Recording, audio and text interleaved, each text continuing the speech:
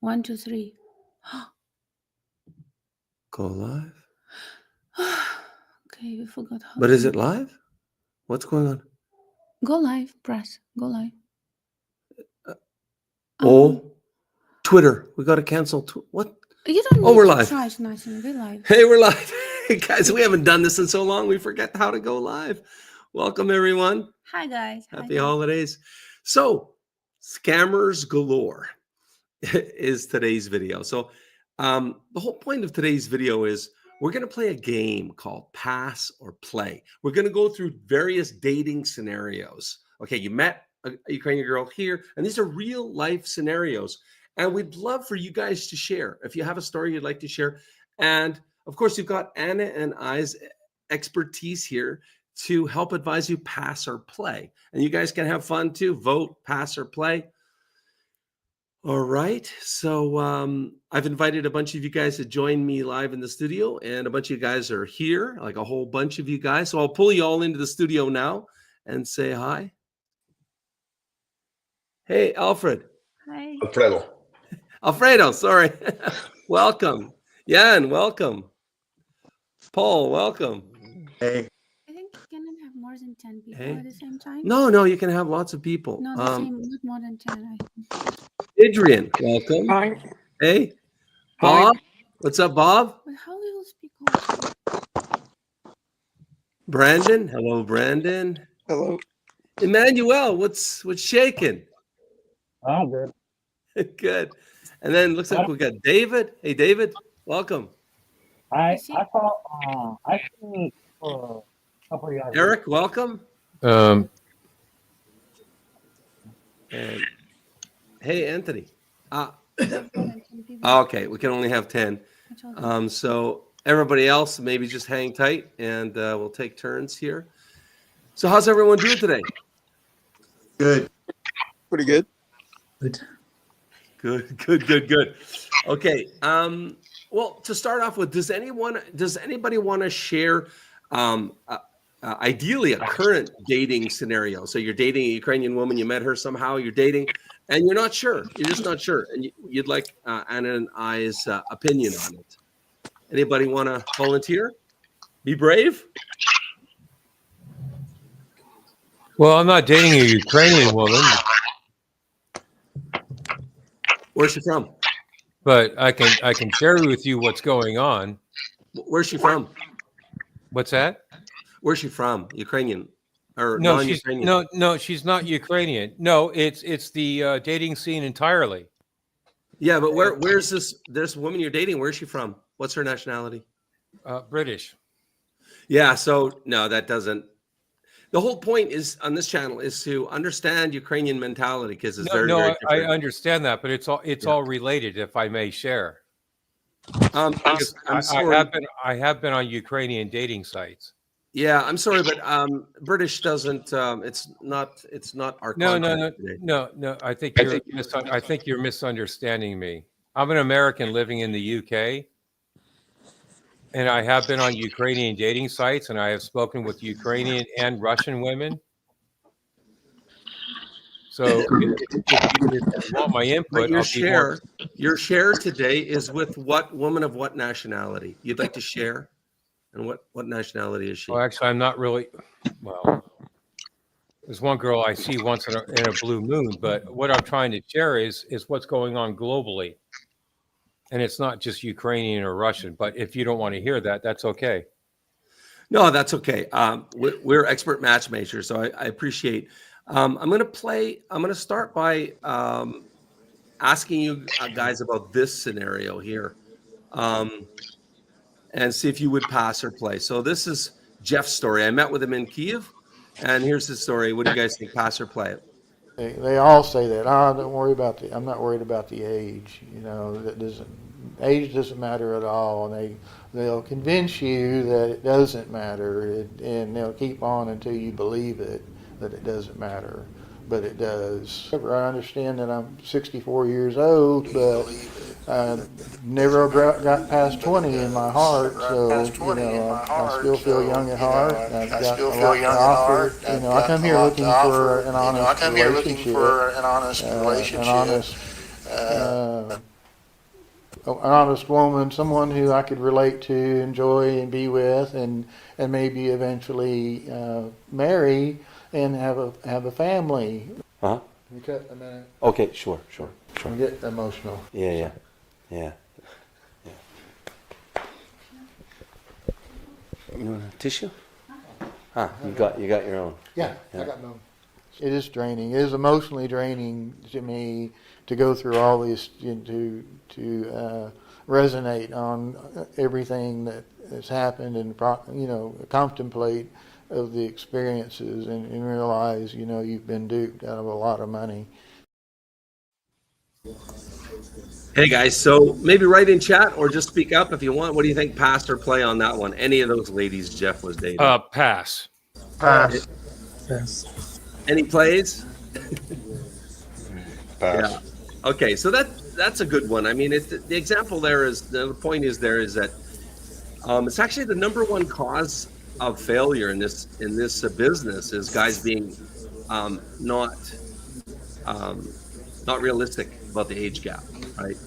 And I'm sitting here with my wife with a 20-year age gap, so I get that that's confusing for you guys. So these kind of calls are great. You guys can share. Does anybody else want to share that they're dating or have dated a Ukrainian woman and want to tell the scenario?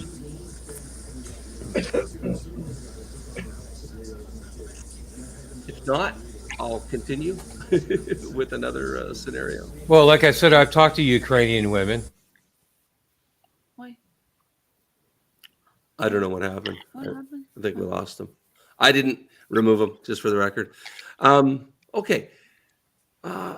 I think let's talk about this one. Your buddy is going to a Christmas social. Here's the scenario, right? Christmas social in Kharkov, 2025. Yes, during the war, right now. The socials have started back up. Our lead coach, Luba, her friend went to the social, so that's how we know. So yeah, going to a social, would you pass or play? And say they're doing a special, it's cheap. Would you pass or play? Pass. Anybody else? Pass or play? Too much fighting in Kharkiv. I'd play. You play? Okay, there's a brave one, and I appreciate you speaking up. Absolutely. So here, in case you guys, maybe not all of you know what a social is. So this is an example. This is footage from an actual past social. Take a look, and it might give you some insight.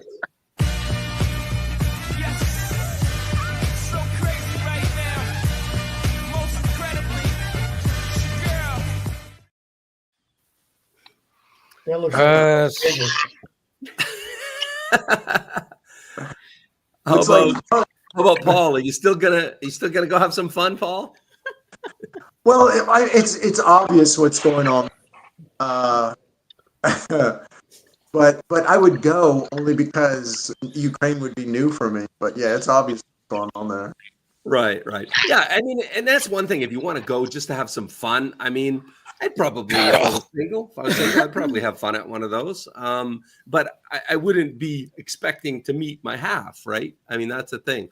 But that's the intent of these socials, is that you meet your half, right? It is a serious intent. So, okay. And I would be very cautious if some of the ladies start to chase you. What's their intent? Like Oh yeah. very cautious about it, because it's very not typical behavior for Ukrainian women to fight for men, to chase him, to be initiative. And when Ukrainian women do this, there is a big question why she's doing, like, what's her real intent behind that, especially when you meet those kind of girls who've been paid to come on a social.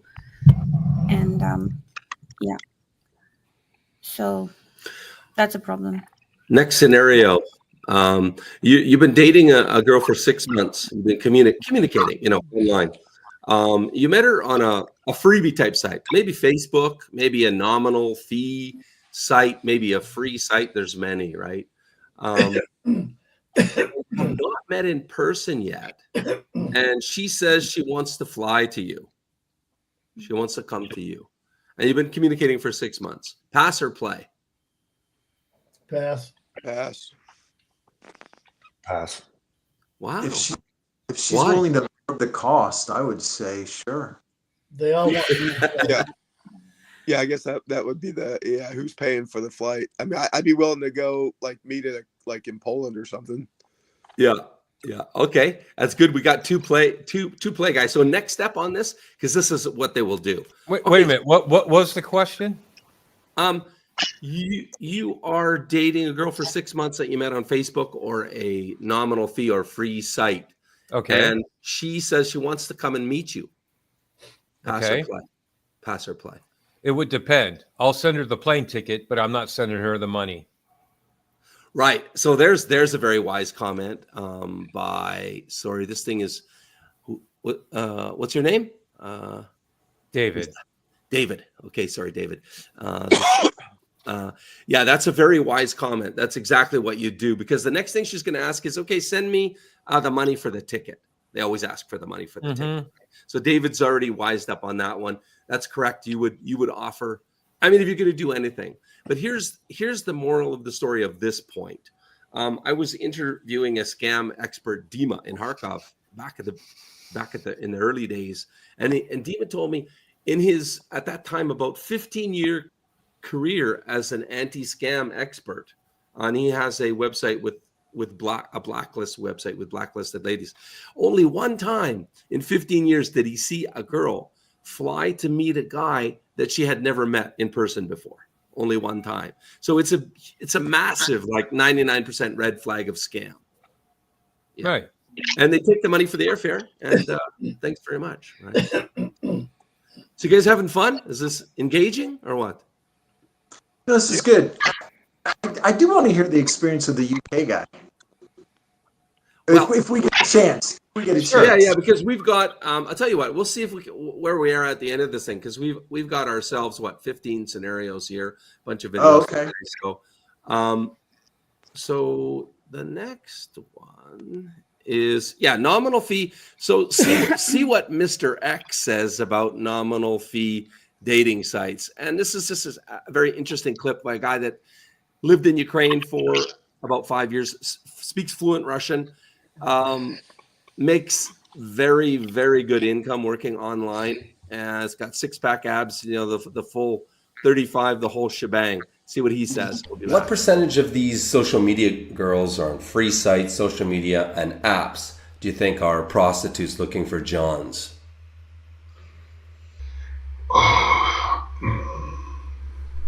The definition of a prostitute is difficult in Ukraine.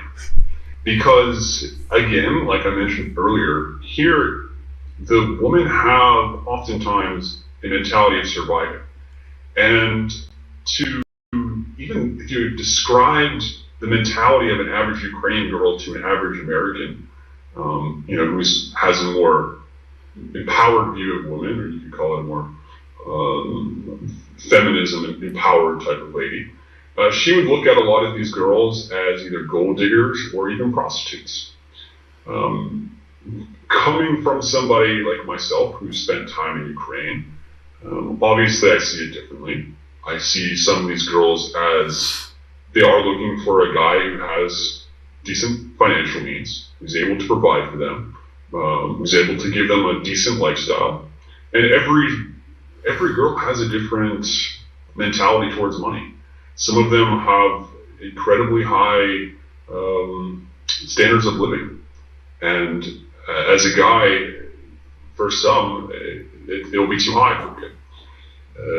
For example, some of them on the first date will want to go to a 5-star restaurant. And yeah, she might sleep with you. Would I call her a prostitute? Probably not. But this, especially in Kyiv, Odessa, and some of the cities, this is a very common style of dating. And women here like to be spoiled. And this happens commonly. Now, if we were to talk about strictly exchanges of money for sex, I would say it's much lower. I think that the average girl here does not want to be thought of as a prostitute. I think that's still in Ukraine a negative word. However, I think it still happens. I think it's just without something that's so evident and that's so direct. Yeah, interesting point you make. Difficult to distinguish between a girl's intention. I was speaking mostly of like a lady that's clearly a prostitute and is seeking and advertising for a John using these apps. Any idea how prevalent? Sure. So the word here is sponsor. This is the word that's typically used in Ukraine because, again, like I said, most ladies in Ukraine do not want to be considered a prostitute, and they're not going to be asking for money directly. But the terminology here is sponsor, and that is the same word, I believe, in Russian. They will use sponsor. And that is somebody who's going to sponsor their life in exchange for sex. In America, we might call that an arrangement. Here, they would call that, some of them who are more educated or more westernized would also call that arrangement. However, in the apps, if someone comes across the word looking for a sponsor or sponsorship, this is what that means. I believe that if we're looking at kind of the overall big picture, I would say around 10%, maybe it's higher, but around 10% of girls who have come across are looking for a sponsor.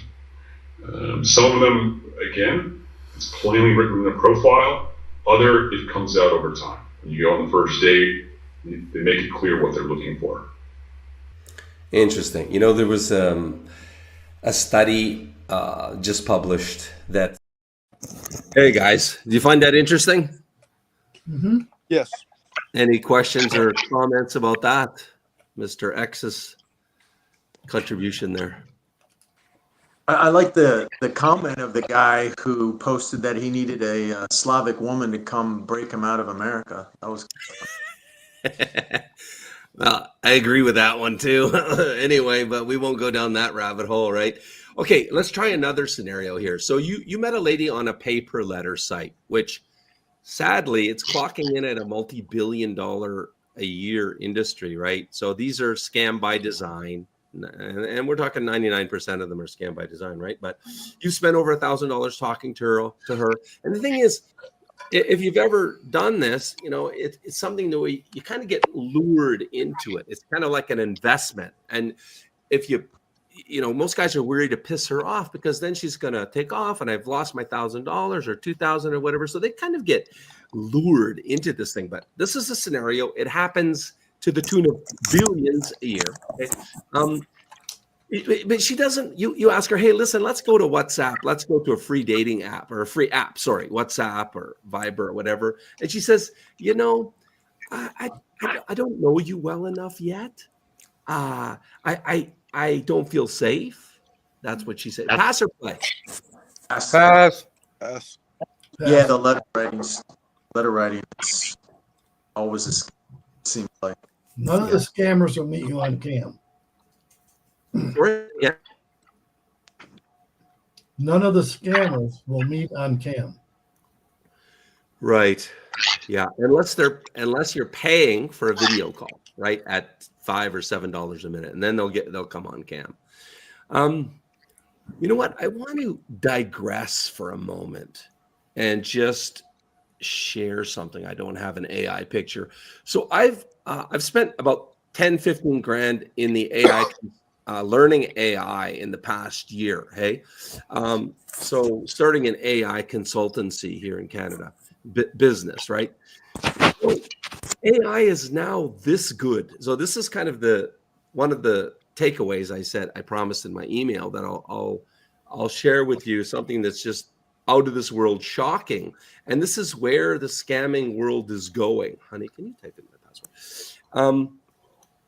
So the AI is so good now. And this is where the dating scamming is going. I'd say within a year, you're going to find sites that do this. So you log on, you enter, it asks you, what's your ideal woman? So just imagine this for yourself, right? Just imagine in your mind, who's your ideal woman, right? She's blonde, brunette, red hair. What's her figure? What's her bust size? What's her age? Right down to like, so some of our clients have said, no, I like long fingers. You know, like you can say anything you want. And guess what? The AI creates that girl not only on picture and voice, but also on video. And here's the thing, it's already not discernible from reality. and I've seen these demos. It's already happening. And it very well could be. I just haven't. If anybody wants to hook me up with where it's happening, I'd be very intrigued to check it out. But so, you know, we as men, we really got to wise up, because this is like crazy tempting, right? I mean, it's like, this is your ideal sexual turn on girl, right? This is your ideal potential partner, and she's into you, and then she's talking to you on video, and she's writing, and the AI is manipulating you, because the AI is just crazy good now. I think I can add a few more guys. Hey, Anthony. I've never had this, but the system actually maxed out, and some guys can't log on, so this is cool. So yeah, I just kind of want to make that point, that that's where scamming, online dating scamming, is heading. Yeah, and it's pretty crazy. When you see these demos, it's pretty crazy.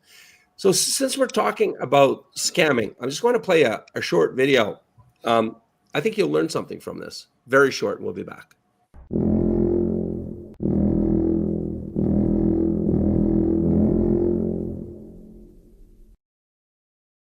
And it's going, this is our Match Guarantee channel. Yeah, I know, but I mean, we're talking about scammers galore. That's the topic, right? So do you guys get that that's how the mothership works? These big online dating sites, they're plugged into all these local agencies that have 100 ladies, and they're kind of the operators, right? Which is your translator, scammer, right? And you never, yeah, so that's how they work. They plug in. In the case of that socials company, they have over 100 local sites that they plug into. Okay, so the bottom line is this: they don't know the quality of their ladies. They have nothing to do with any kind of onboarding or vetting process. Zero. So, in the case of us, for example, in the case of us, for example, I embarrassingly had to shoot this video. Is my audio still on? Yeah. You guys hear me? Yeah. Yeah. So this is when I inadvertently scammed the client. Okay, and he called me up and said, "Hey, Joe, you're not going to believe this, but she confessed to me she's married. She was paid to meet with me, and the client was actually Mr. X that I played there." And so what I had done is, my model for Match Guarantee was to franchise, to build the best reputation brand in international matchmaking. And then, because the problem with the local matchmakers, if they do want to make an honest go of it, is that they don't know how to market to attract you guys. You know, they speak Ukrainian, Russian, and they're just not good at. So all of these little local agencies, if they don't go to the dark side, they go bankrupt. You know, they can't make a go of it. I'll just mute the audio here, I think, because where was I going with that? Agency. Yeah, You wanted to do franchisee, but then I wanted to do it franchise, because that was my model, to grow Match Guarantee into a real force to be reckoned with, and help a lot more men become bigger, right? Have a lot of ladies, and just so get away from being little and boutique. So, but that business model, the franchise model, it died right then and there, because what I had done is I had taken 6 sub agencies on. I'd pulled their ladies into our account, and that was after extreme vetting. I tell you, it was an extreme level of vetting. Arena was a matchmaker in Sevastopol for 10 years, and she vetted these agencies. She went, and she's Ukrainian, right? She went and met with them in that particular local city in Ukraine. She vetted them, and she said, yeah, thumbs up on each of them. And only after that, we added them to our database. So I understood that I can be duped. I can be duped really easy. I was duped, and then I end up duping my client. Well, that was completely unacceptable. So as soon as Mr. X called me and told me this, I called my IT guy, Vlad, and I said, cut all the local agencies, all 6 of them, pull all their ladies from our database. And I'm sharing this with you guys. I could have swept this under the carpet. Nobody was the wiser. Nobody knew, because I'm pretty much friend with Mr. X. I mean, he lived in Kiev. We used to go for beers now and then. He's a really smart guy, great marketer. So I could have swept it under the carpet, but I chose to highlight it instead, because at the end of the day, my vulnerability is the same as your vulnerability. And that is, how do you know?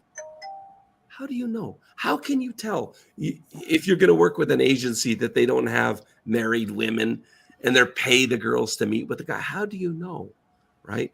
So that's why I share that story with you, because that's the most cunning deception out there, is that it's just the agency, paying the girl to meet with you. False pretenses. And they get paid, so they'll meet with any man of any age. You get the Jeff scenario, which I played the video, right? I played the video. I mean, those girls are also fucking far out of his league. It's not even funny, right? But that's the thing about this really snaky, deceptive industry. It brainwashes us guys to think, hey, well, I thought it was old and gray and my teeth decay and I'm out of the market. But hey, I don't know, these young chicks are into me. So it brainwashes us to believing that is a possibility for it. Now, that's the bad news. The good news is the possibility to find a Ukrainian a woman that is more traditional, I say more traditional than our women. Traditional, of course, is dropping in Ukraine too, right? But they're a hell of a lot more traditional than 90+% of our ladies. And the beauty level, your opportunity to find somebody more beautiful, much more beautiful than you would normally in America or whatever in the West. So still that opportunity exists, right? It is there, not to the degree that you might like, right? Not to the degree of how you see these scam differences, right, in age and beauty level. Not to that degree. That's fake, right? But the reality is good. The reality is still good. And the formula for success, as Albert, I've kind of spun off of his formula. This is my formula, and that success equals quality Ukrainian woman. So quality woman plus E being experience. You've got to learn the culture. You've got to learn the do's and don'ts of the culture, or you're doomed. And that's E squared because it's more important. It's the number one cause for our relationship breakups is that the guy just doesn't understand the culture, so he screws it up. Or don't want to learn, like, purposely. Like, don't want to learn. I see a lot of comments from Western guys like, I understand they like flowers, but I don't want to bring. It's against, what I think I need to bring. And like, with this attitude, like, what you want to get, if that's something fulfilling for her, she makes, it brings up her romantic mood and she understands that she likes you. If you don't do this, chivalry things, to her, because it's not matching with your, ideas, probably Slavic women just not for you, because they want to have chivalry, they want to have, they want romantic things. Yeah. Hey guys, this is just a vote call. Wow, we got 63 votes in already. Let's talk about the results for a second. So if you haven't already, please vote. It's the poll is live on YouTube right now with 63 votes. So you can see it there on your screen. The question is, what percent of Ukrainian women do you think are scammers and gold diggers? So 63 of you have voted, and the results are less than 10%. 14% of you said less than 10% are gold diggers, scammers. Then 25% of you said that 10 to 40% are gold diggers and scammers. And then the biggest one is 40 to 70%, 44% of you said, I keep switching the way I'm saying this. That must be confusing as hell. 44% of you guys said that you think between 40 and 70% of the Ukrainian women population, scammers, gold diggers. And then the final question, 16% said that you think more scammers and gold diggers in America.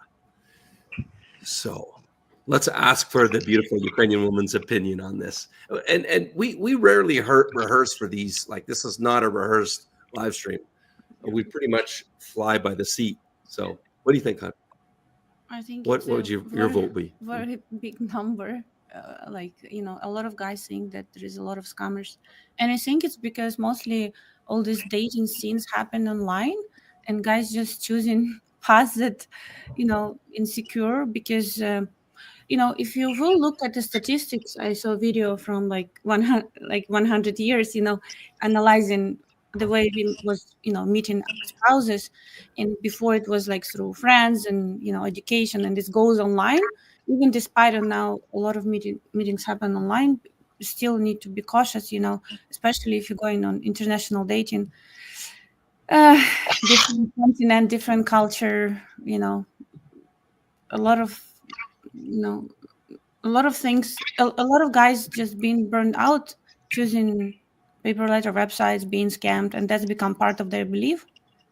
And when you have this belief, it's kind of happen again and again to you. And like we have guys who were scammed before, but like learn their lesson, understand this is not real, find us, and got married through us, but a lot of clients who come to us, they never been scammed before, and they A just, lot? yeah, no, a lot too, who never been scammed, because they figure out, they've I mean, spent time to do homework, to figure out what is that, international datings, and they like very cautious, it's part of their beliefs, that's why they like that. But unfortunately, some guys who even been scammed, like the first what I'm looking for when guy register, age gap he's looking for, if I see there is some insane number, it's like, doesn't matter how much I want to help him and how other, what other things on his profile, if that's his desire, he will be scammed again and again, yeah, unfortunately. And it's, and do you say this is, I mean, why he's scammed? Because he's not real, he's looking for something not real, that not exist, yeah, it starts from there. I just kind of want to chime in and say that the poll so far, 65 votes, most of you guys, 45%, so almost half, think that 40 to 70% of the Ukrainian women population are scammers and gold diggers. And I just want to share the truth on this matter, because this is the number that I expected, right? Isn't my first day on the job, not my first rodeo. I lived in Ukraine for 6 years. And so I can share with you why it's so far from the truth. It's not even funny, right? Because I'm pretty bold to just go up to meet. Let's add another person on. Fill in those two. Add two more people. So what I used to do is I used to do a lot of street pickups. I just go talk. I mean, when I say pickup, I just said hi, basically. I mean, it's so freaking simple in Ukraine to meet somebody on the street. If you can say hi, you can meet a beautiful Ukrainian woman on the street. Now the war's on, so it's a different story. We don't recommend going to Ukraine right now because it's bloody dangerous, right?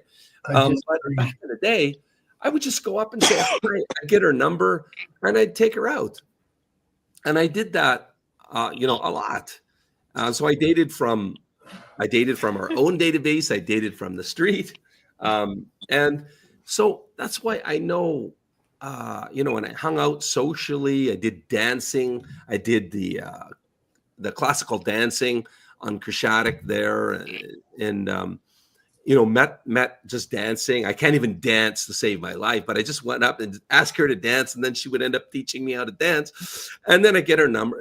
So I can say that the average woman in Ukraine is salt of the earth. They are not looking to take advantage of any man. In fact, they're raised very opposite to that. They're raised that they're interested in a man. Be humble. Don't even discuss money. Don't ask for anything. Don't discuss money because it will be distasteful to him. They're taught things like, if you want a quality man, the best thing you can do is keep yourself pure, because sexual purity is what number one of every fucking man wants. Sexual purity in his woman. And the more pure, the better, right?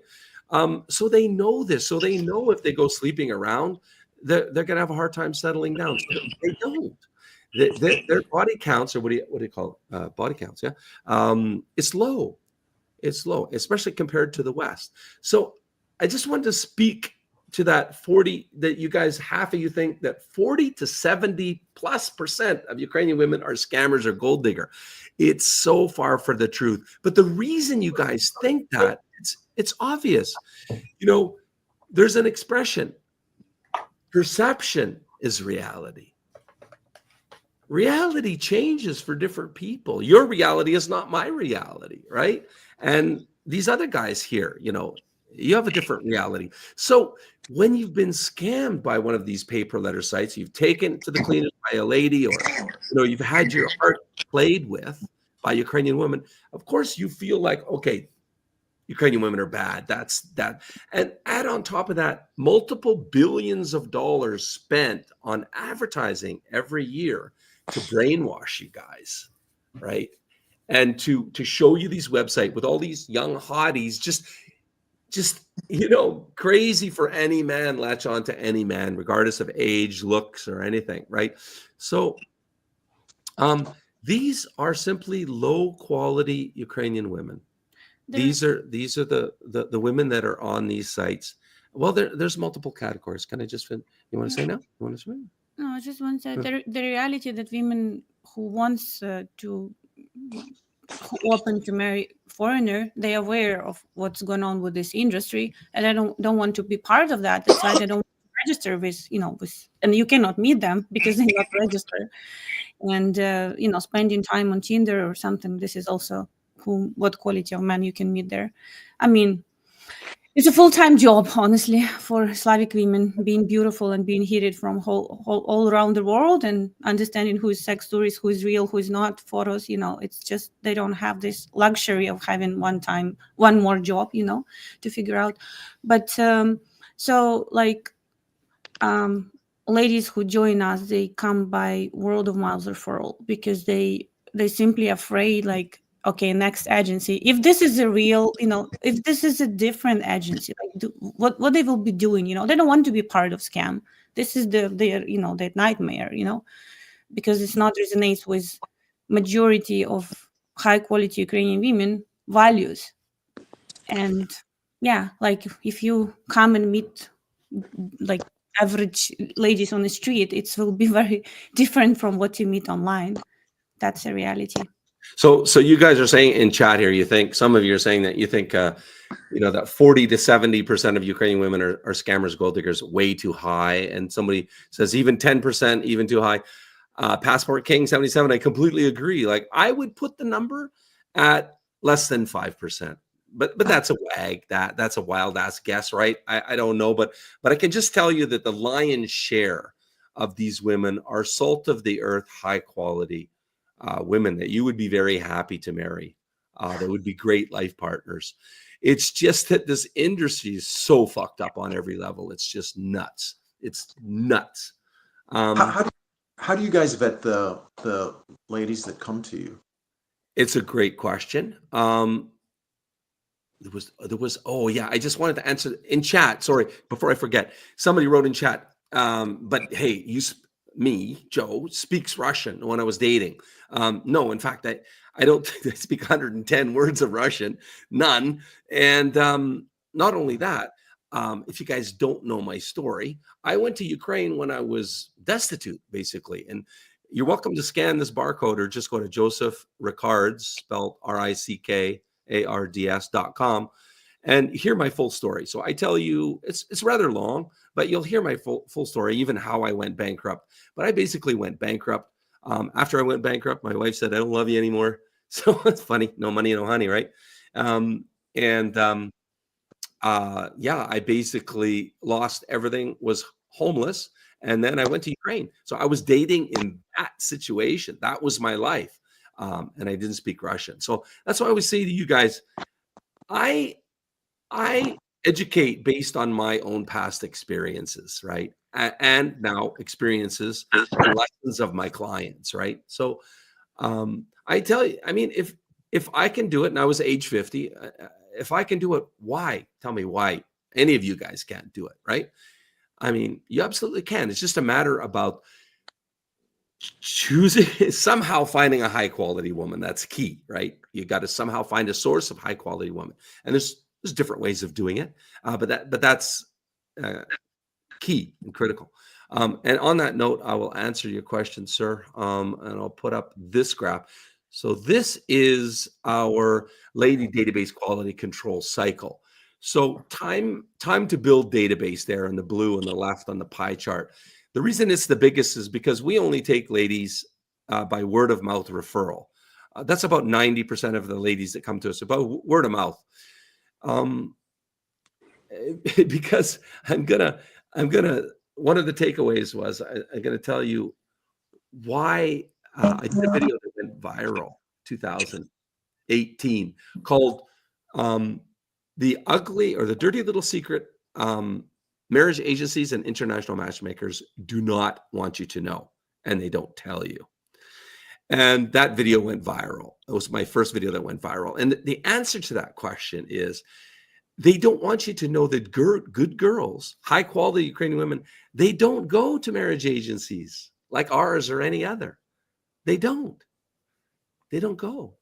That's the truth. Now, remind me to cycle back because I know I just opened a really crazy loop there, but I just finish off on this. So it takes us a long time to build our database. That's why we only have 1,100 ladies. We don't have thousands, right? Because it's by word of mouth, which is, successful lady after a marriage or an engagement. Typically, she tells her friends and so on and so on, and they come in and register with us because Ukrainian women do not trust this industry, any dating sites. They know what it is. They're not stupid, right? Then the next is primary screening.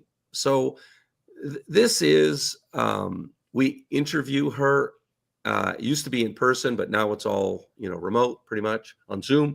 We interview her. We have very tricky, psychologically well-tested questions to ask her to really find out her true motive. And we do catch them slipping up.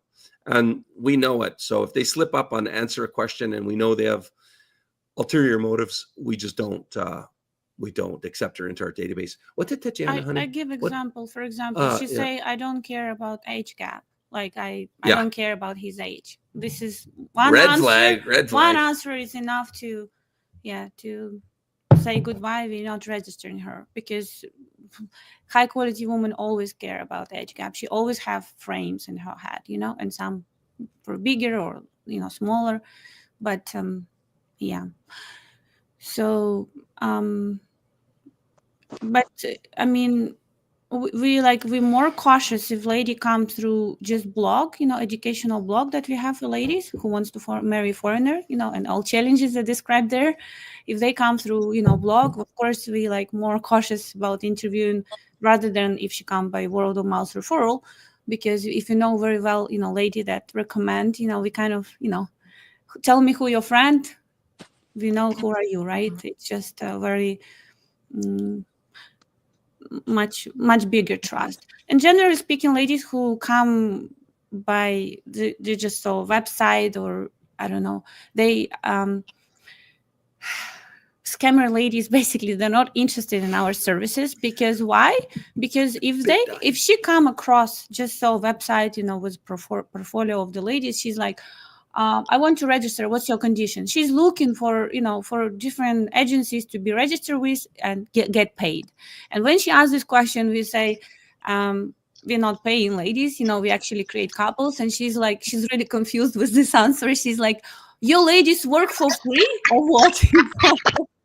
So she's like, I'm not interested. We either not interested in registering you. So they kind of don't understand what's going on here. Why we taking advantage of Ukrainian ladies. So that's the reality. Okay, great questions in here. Like some of these questions I just put up, I want to answer every single one of them. So so hang tight, I will. I never, duck any question. Okay, where was I?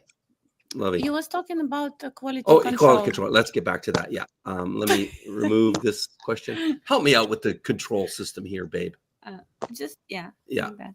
Okay. Let's get back to the quality control. Because this is a very important question. It's It's the number one most important thing is how do you know you have how do you know whoever is introducing you to a high quality lady, and how can you trust them? So primary screening, I went over that. It's psychological based video questionnaire and screening. Then we are heavily involved all the time in educating ladies. Like they need to know the differences to the Western culture, just like you need to learn the differences to the Slavic culture. They need to also learn. It's a two-way street, right? And then in the gray area, dating feedback. We have a circular loop, feedback loop. Every man that goes on a date with a match guarantee lady, we ask how it went. We connect with him, ask how it went. And of course, we on occasion get some negative feedback. And then if it is, we know what's a really bad negative feedback and what's a quite possible just his lack of knowledge, and it's fine, right? And we explain to him. But if it's negative, we Jana, my partner, our head matchmaker, she calls the lady and says, "Hey, what's up? You did this, this happened. What's up?" So that feedback loop allows us to purge the ladies that don't meet our standard. Okay.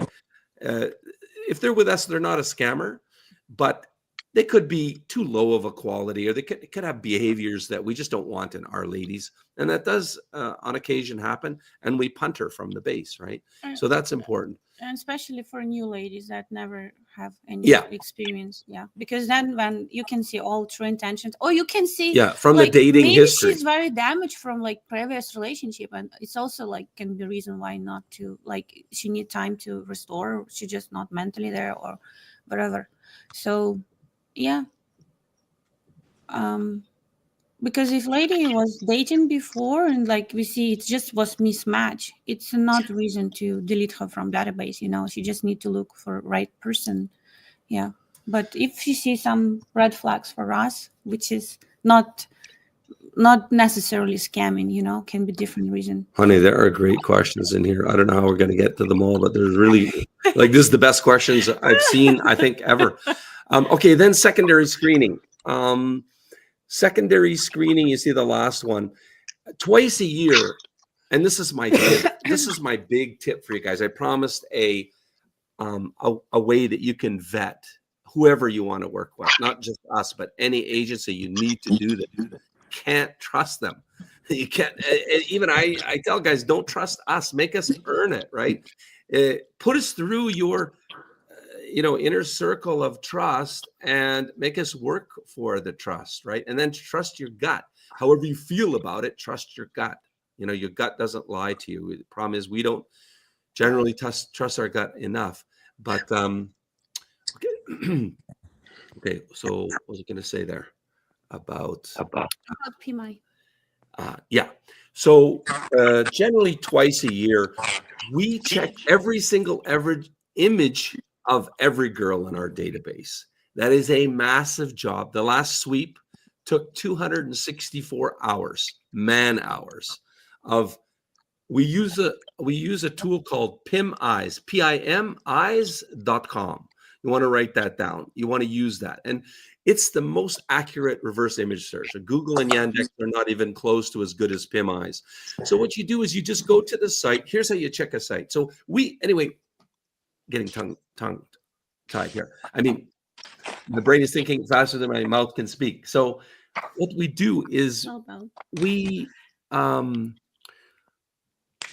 check each image, and if she comes up on other sites, right, we make a note of it. We complete an Excel, a Google Sheets on it, and then we go back and analyze the sheets.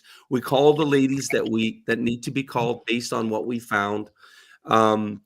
There's no definitive result. There's with our ladies, for example, it's not if there's a red flag, we call her. And I trust that Tatiana, and she's very good. She understands Ukrainian women. She's been doing this for 27 years.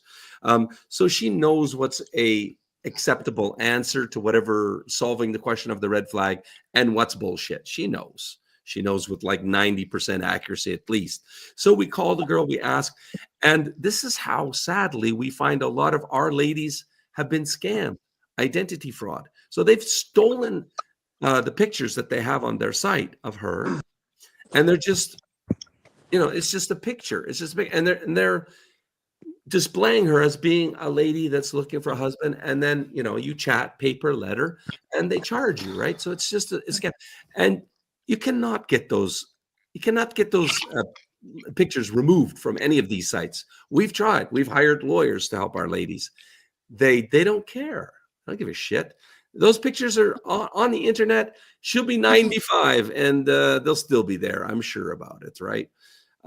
So we discover that we find some of our ladies, because to answer a question that came up, there's a great question. Why are some of the match guarantees on our site for years and they don't find their match, right? They don't find anybody in years. Great question. It was my big question when I was just getting into this, right? When I was doing the soul profile interviews in Ukraine, and I'm sitting in front of a 32-year-old beautiful lawyer that's crying on the camera saying, I want to start my family. I don't know why I haven't met my man yet. And I'm like, my jaw is on the floor. And then she's flirting with me afterwards. Okay. Anyway, no, it happened. That's why I stopped doing them. You know that, right? I'm not saying all that. It's just that not any good men in Ukraine, right? And serious marriage minded. Okay. Going down many different avenues now. So where was I? Help me, bring me back, honey. Bring me back. So I got lost. Yeah, it just is what it. Oh yeah. So our ladies, because do the math. Okay? Let's ask ChatGPT. Let's do the math. What? What's 1100 divided by 5? So that's 220 years. It will take us 220 years to marry off our database of ladies. No, that's not years. Sorry, that's months. Sorry. 220 divided by 12. Okay, 18 years. It'll take us it was like 220. There's something wrong there. It'll take us 18 years at our rate of having client flow, right? Which is, say, 5 a month, sometimes some months less. So ladies get really tired of sitting around waiting, right? And although they don't trust this industry, they sign up with the big sites, right? Because at least they're going to introduce them to some man, right? Of course, they then complain about the low quality men, because there are a lot of low quality men out there that do all kind of dick pics, you name it, right? Like they don't want that shit, right?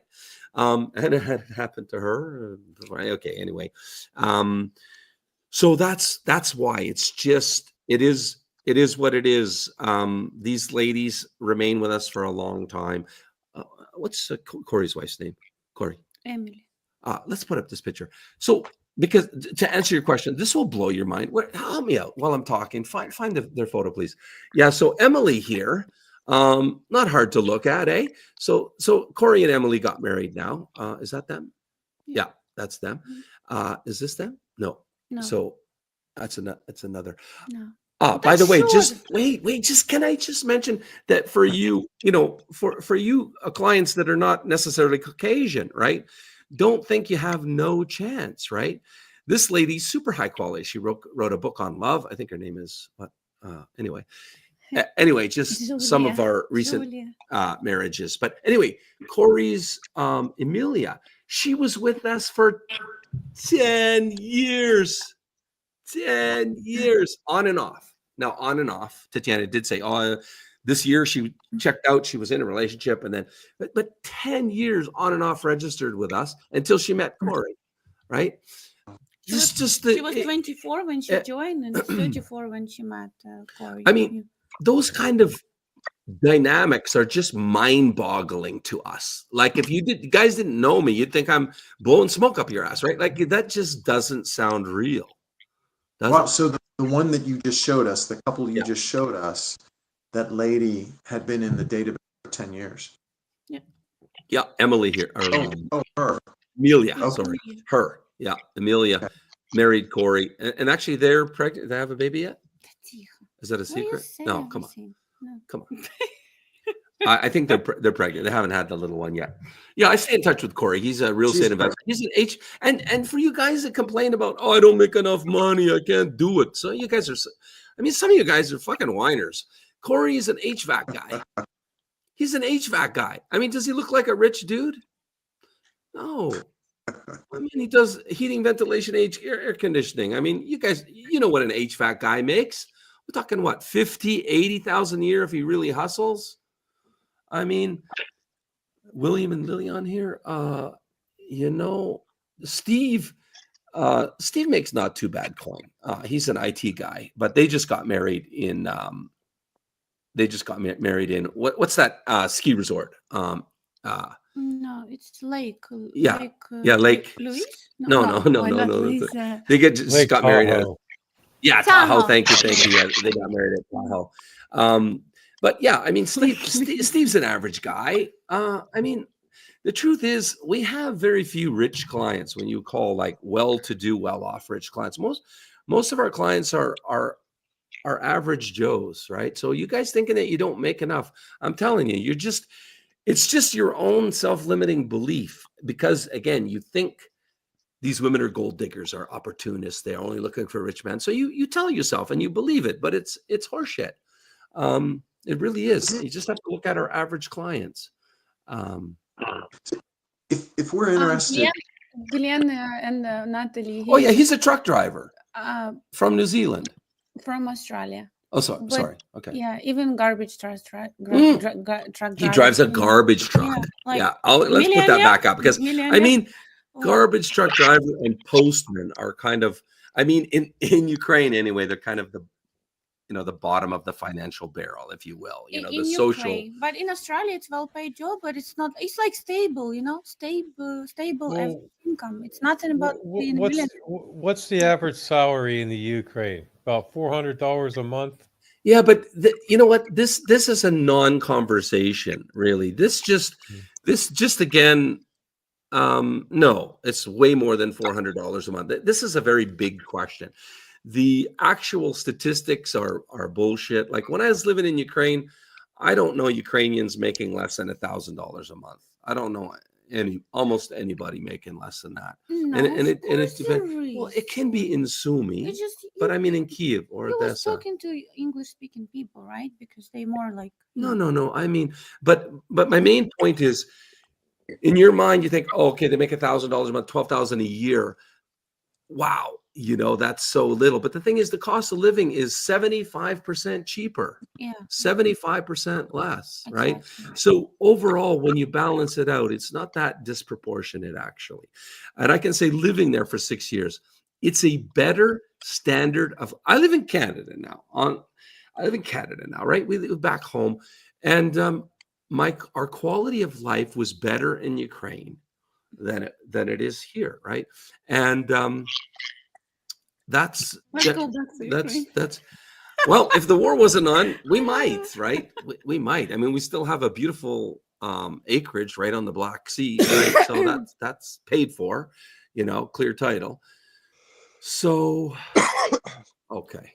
Anyway, if you guys ever have a question, feel free to. This is not about. It's not about your profession, but just like if you. Natalie was so grateful, so happy. They sending us every anniversary pictures and like, thank you very much. If you wouldn't, we wouldn't be able to meet each other. It's all about being caring, desire, to be in relationship, not to be a sex tourist, being able to focus, on women and make it work, having desire to be in a relationship and develop. It's work. Natalie started the relationship with no English with Glenn, and she put a lot of efforts to learn. And myself, go back in my first videos, look at my English there, and I remember I had headaches, from like English, so much English, like, going crazy. But I had desire to be with Joe, and so I understand, okay, he's not... You cannot yes, Russians, Mongo. Of course you can be successful. Just play your cards right. I mean, 39. I mean, hello. That's there'll be a feeding frenzy over you at 39. Even if you're not so handsome. I mean, that's a great age. 39. It's pretty much I say 40 to 50 is the ideal age. In the 30s, it's actually young guys like 30, 20, well, even like 25 to 35. These guys actually, because they're too young, they actually have a challenge, believe it or not, because they're on the young side. They actually have it. And then the guys that are too old, they have, I mean, too old. What's too old? I mean, so when I say that, I kind of put my foot in my mouth. But let me give an example. You could say this guy's too old. Yeah, David here. But he married. She used to be a model. And he's 72, David. So he was realistic, right? They have about a 20-year age gap, and that's real. If you're 72, 20 years is actually realistic. How do I get this off of here? I have 18 or 17 years. Okay, 18 or 17. Splitting hairs, honey. So back to that question. May I ask what made you move to the Ukraine, and are you a Ukrainian citizen? I am Ukrainian citizen. No, I know she is. Are you Ukrainian? What made me move, if you were on 20 minutes ago, because I went from a multimillionaire, lost everything, so I went bankrupt. Right. Then my wife said, "Hey, no money, no honey. I'm out of here. I don't love you anymore." Okay. And then I was homeless for 3 months. So when I flew to Ukraine the first time, I went from sleeping on somebody's couch. No, but my question is why'd you pick out Ukraine to go to when that happened to you? Why did you? Interestingly enough, because my best friend Daryl is married to a Russian woman. He was 32, she was 19. He met her in a bar in Moscow. He was doing his MBA. Anyway, they've been married for 20 something years now. They've been married. They have 5 kids, and she's a friend. And she said, "You know what, Joe? You got to get back on the horse. My sister's getting married in Sumy, Ukraine, August 8th or 6th, 2016. So that's when I flew there, and I was in Sumy, and that was my first experience of Ukraine. I never did the online dating thing. I didn't know anything about this industry, nothing. I'm an engineer, right? I mean, so that's how I ended up in Ukraine. And then I stumbled across this industry. You went for a wedding. I went for a wedding. How many people were speaking on the wedding English? If anybody was speaking English. Oh, in Sumy, yeah, almost nobody. So what you was doing, how it was? Drinking vodka. What do you think? When you drink vodka, you don't need English, right? You just like body language. Yeah. I think it was Tar there, right? Can you talk now? Because people likes. When, can you do one of yours while I look for some comments? Do one of yours. Anna's got her list of scenarios for pass or play as well. It's not like I just wanted to talk about.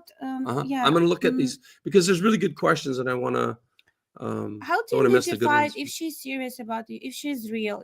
Because scammers they demonstrate different qualities, and so with some points, it will helpful for you to understand what's her attitude towards you. Sorry, pause, guys.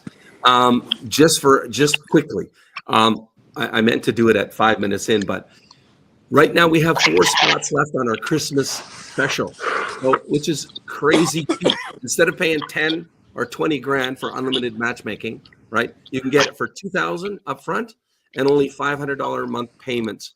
You can cancel anytime. So you could just sign up, pay 1 month, meet unlimited girls, and we've had quite a few first meeting marriages in the last couple of years. So you might get lucky and meet her on the first, second time.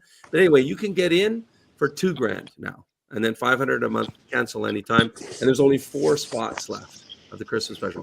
If you're interested, if you want to sign up for that, there's a process. Like you would do a coaching call, you would do an interview with us. We want to make sure that we feel we can help you, right? Just go to matchguarantee.com/deal. Yeah. And I'll put up so this link is /register. That's our normal registration link. Instead, you would go /deal. Yeah. So I'll leave that up for a few minutes, but it's cutting you off, honey. And you too. I have a question for Anna. Yeah.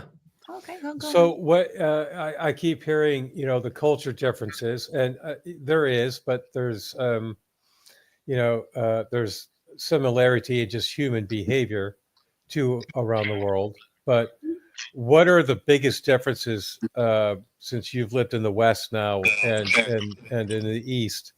What are the biggest cultural differences that you could explain about, Ukrainian women versus Western women? It's massive. Yeah. It's a 3-hour webinar. Just Well, to get started. a short version, but some of the things that really stand out that are other than like clothes and music. I mean, Ukrainian women, like Ukrainian culture. Think about People. dating. Think about dating. What's the biggest mistakes our clients make? Like miscommunication. No, differences. Yeah, differences. Ukrainian Yeah. people very much into healthy stuff, healthy food. Ukrainian women love to take care about themselves. It's not something that it's integrated into culture. Like people wants to take care about being healthy in many different levels. Like mentally, physically. And I think this is huge difference between West, and they put a lot of efforts into the way they look, the way they dress, wherever they going out, on a date, or they going just to, kindergarten or whatever. You would not see in slippers, in the school women, what I saw in Canada, for example, when I go to pick up children. It was strange for me, but I mean, this is the cultural differences, and that's why I don't believe in this concept. When she will westernize, she will all of a sudden lose her, desire to be, to take care about her, which is big fears of yours. If you will bring her to the West, or all of a sudden she will. No, you will see a different picture. You will easily recognize Slavic woman among Western women in the West, because she will stick to what she loves, and because it's part of her mood, it's part of her well-being, taking care of herself. So I would say this is a huge difference. Traditionality, of course. I keep demonstrating myself, wherever Western men open door for me in the West, I always like, thank you very much. I want to support men to do this, because I see it's very different, seeing like in the shop woman who men offering help, and she's like, no, I can do it myself. And like wherever man offer me to help, like to help with the bags or something, I always like, thank you very much. And I accepting it, and I wanted to support men to do this, because I do believe this is the like I believe in chivalry, and I believe in like men need man, women need man, and man need woman. It's different things what people bring in relationship, and like seeing how Western women demonstrating that I don't need man, I'm like, I can take care and I can be by myself, is not is not what we grew up in Ukraine. We like a lot of Ukrainian women live, from childhood, like our daughter keep saying, she wants to marry Joe. She's like, she lives with this intent to find husband. She's 7 years old, but yeah, my she's 7-year-old wants to marry dad. It's flattering. It's flattering. Yeah, but I mean, like, doesn't matter where she lives. She see that I'm happy. I have husband. She lives with this idea that someday she will meet her one, and so they focused on marriage. There is value to being a mother and having taking a break where you give a birth and you spend time with the kids, and it's like respectful by society, which I don't see much in the West. Like, I mean, I understand it's because of hard economical survival. There is not many people can afford this. And I mean, it's just in Ukraine, when this happened, like parents, again, dynamic with parents also very different. Ukrainian parents, involved a lot in like supporting, helping with kids and in relationships, sometimes too much, which is not good too. But yeah, I think this is also different in the West. It's like for Ukrainian people, they're very much attached to their parents, and that's why they want to have possibility to go back to Ukraine at least one time in a year to see, or parents can fly and visit. So yeah, they're more like culturally integrated with, connected to their parents, and huge difference. It's just in portions. Wherever it's not dating, but wherever you buy, I start to order everything kids portion here because everything just like huge. And I think it's just, if people will be just eating less, less portion of food, it just will affect general health. I used to, in Ukraine, come out from restaurants a little bit hungry. It was not enough portions. While in Canada, I feel like if I eat my full portion, I will blow up. This is big difference too. And it's a shock for a lot of Ukrainians when they move to the West about like portions of everything. Yeah. Do you want me to add my 2 bits? Yeah. I'm just going to make it real quick. Okay. Living in Ukraine for 6 years, I would say the biggest difference is men are men and women are women. So what I mean is men are masculine and they carry with it I consider highly traditional masculine family roles, and women are women and they're highly feminine and they celebrate their femininity, and men celebrate their masculinity. There are pros and cons to that. I see pros and cons to that. That's that I would say is the biggest, and then the second one is also connected to the traditional culture, and that is family takes care of family, which I really admire in a culture. In Canada, parents get old, put them in an old folks home.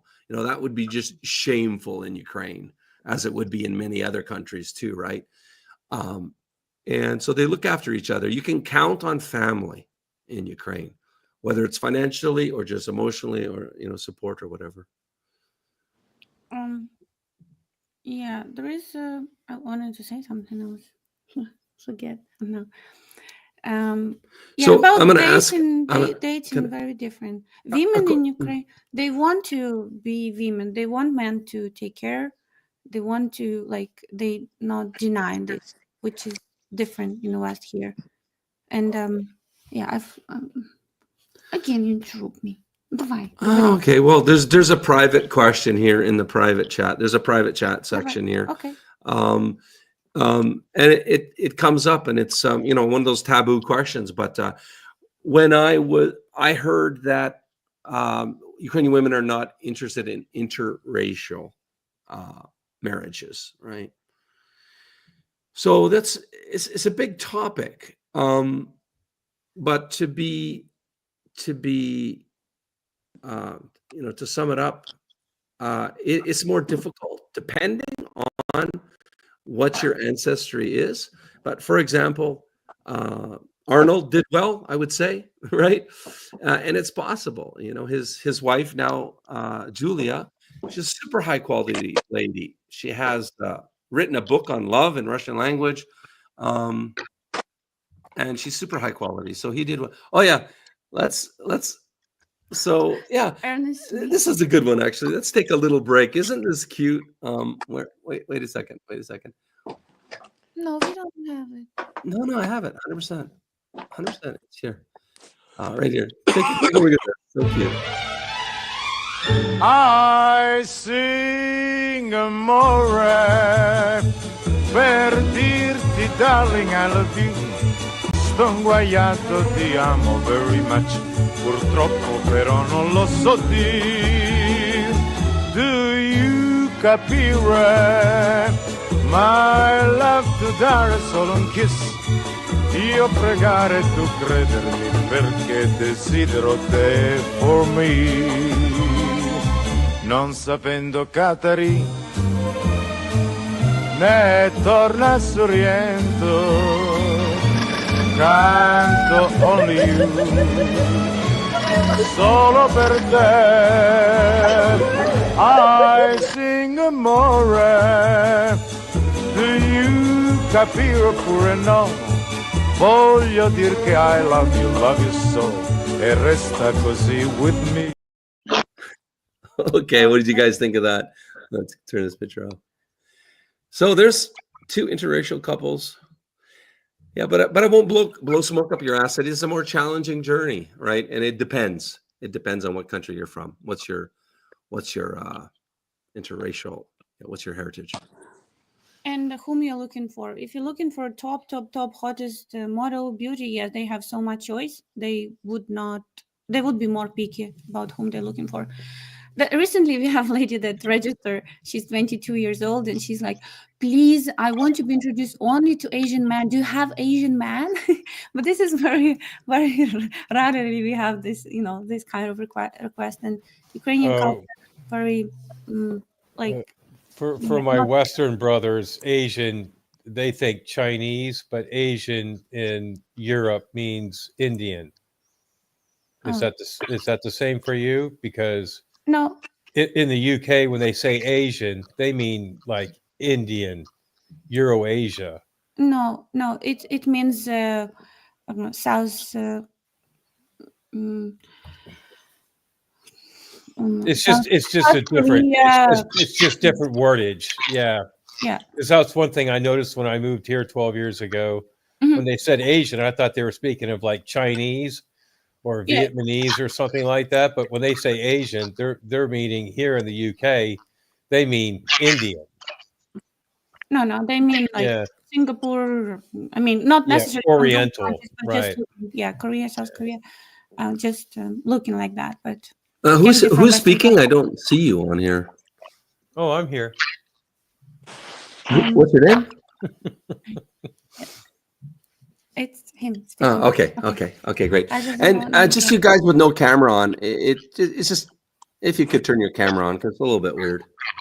I'll probably remove you when you put your camera back on. I'll put you back on. I will add one more big difference, and then I will go through my stuff. Okay, I'll just add that in. Okay, can I just say so? In Ukraine, men not afraid to approach women in the street, and this is widely happened, which is not the case in the West. And that's why Ukrainian women who live here in the West, they don't know how to meet men. Like they not initiate contact. Oh no, you get a lawsuit in America or Canada.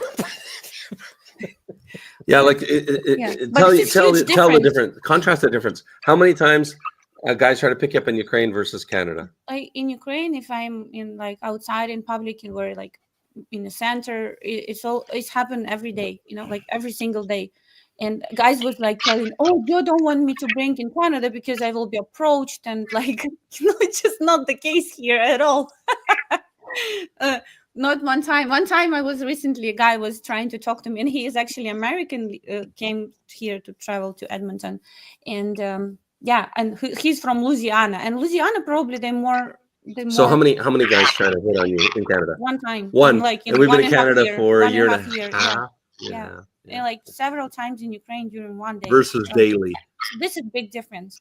And and Ukrainian women, they want to be approached on the street because they see this is not online. She can see you and she will never be rude to you. And she will be always nice to you if she's, she has, this is different. So Pat is our client. He's in a relationship with Sveta, who's Russian. It's like our only Russian lady, I think, in our whole database. But this is what he's saying and this is very true. The thing is, Russian, Ukrainian people, they're just still not used to seeing interracial people. Because before the Iron Curtain came down, there was only Russians, right? Slavic. Yeah. So and it's not, I don't know if it's really about race. It's just more about culture. Slavic is Slavic. Slavic is Caucasian. It's Anglo-Saxon. The UK used to be mostly, But that's just the way it is. It's no different than like French, stay with French. People will tend to stay for the most part, within their culture. It's not racism. It's just, Yeah, it's like it's people, if just they don't know, what, they don't know. yeah, what you're, yeah, it's just what you're a part of. It's your culture. Exactly, and even more so when you haven't seen anybody but your own race. There's really very few places on planet Earth where that's only your people around you, as it was in the former Soviet Union days, right? So they're Right. just not used to people of different ethnic, and so, but there is more and more Ukrainian women that are open to it, right? And we do ask our ladies when they come to us, are you open to an interracial marriage? So, but a small percent, like 10%, would say yes, like approximately, honey. And it's not, like I said, it's not even about race. It's about culture. You're not going to find too many Slavic women fitting in, like, for the most part, in, Dallas, Texas, or, New Orleans. It's just, it depends on the personality, but Slavic women would be, I think, if they were going to the West, would be more inclined like a New York or a San Francisco, where I'm from, Los Angeles or whatnot, because it's just really multicultural. It's just a different feel. I know some Slavic women have moved to the Midwest, but they soon find themselves, in complete culture shock. So it depends on the individual person. So Somebody in chat asked how Ann and I met. So here's actually our first date. Damn, I looked a lot younger then, eh? Time flies when you're having fun. Yeah, it does. So we met on the street in front of a mall in Kiev where there's a bomb threat, and I just asked Anna, "Hey, do you speak English?" Because I couldn't talk to the cops and ask them what was going on. So that's how we met on the street. And somebody also asked our age gap in the comments, like, what did Anna think? What did Anna think about our age gap? How did that land on her? Someone I'm just scrolling through the comments, right? What did you think, honey? Of our age gap, me being 20 years older. What do I think? What did you think? Yeah. What do you mean? What I think when I met you, or what I think What now? did you think when you found out I'm 20 years older? First time. You asked me the question at the restaurant that I told you. Yeah, first of all, On our second date? Yeah, second date? Joe was looking younger than his age. And so I didn't know. Like, if I would be introduced through introduction package and seeing his like number, his age, I would not go for this, because it would be, I mean, I met you on the street. That's the thing, I saw you, I talked to you, I saw your energy. I like, everything was so much resonating and so much like attractive to me, that, but still, even with all of that, when I heard number, I was like, something broke in my computer, I was like, I need time to proceed this information. I started to calculate if he's older than my father or not, what I will tell my parents. So and you end up lying to your like, parents about my age. Joseph, they figure out my mom is very smart. But only what, 5 years? 5-year lie? I just make you like you in your 40s instead of like you in your 50s. Like you in your late 40s. So like a little bit less, but still like sound more. But they know now. Of course they know. But I mean, just at the beginning, I didn't want this. Okay, don't make I like her, and like, she was, to answer the question, she was freaked out beyond belief. I was terrified. And that's the thing. If we were profiles, like if she had been on a dating site like Match Guarantee or whatever, and I had asked her out, she would have saw my age. She would have said, what? If you saw I'm 20, you see at my age, right? I said, yeah, no. What would you say? I said no. No, yeah, I would have got a big fat no. So that's what I say. Age gap really depends. It really is a wild card, because it depends. It really depends. Where's the slide I'm looking for? Do you guys know about? Can you find it, yours?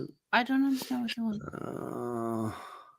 I can't do two things at one time. You know that. What you're looking? Tell me what you're looking for.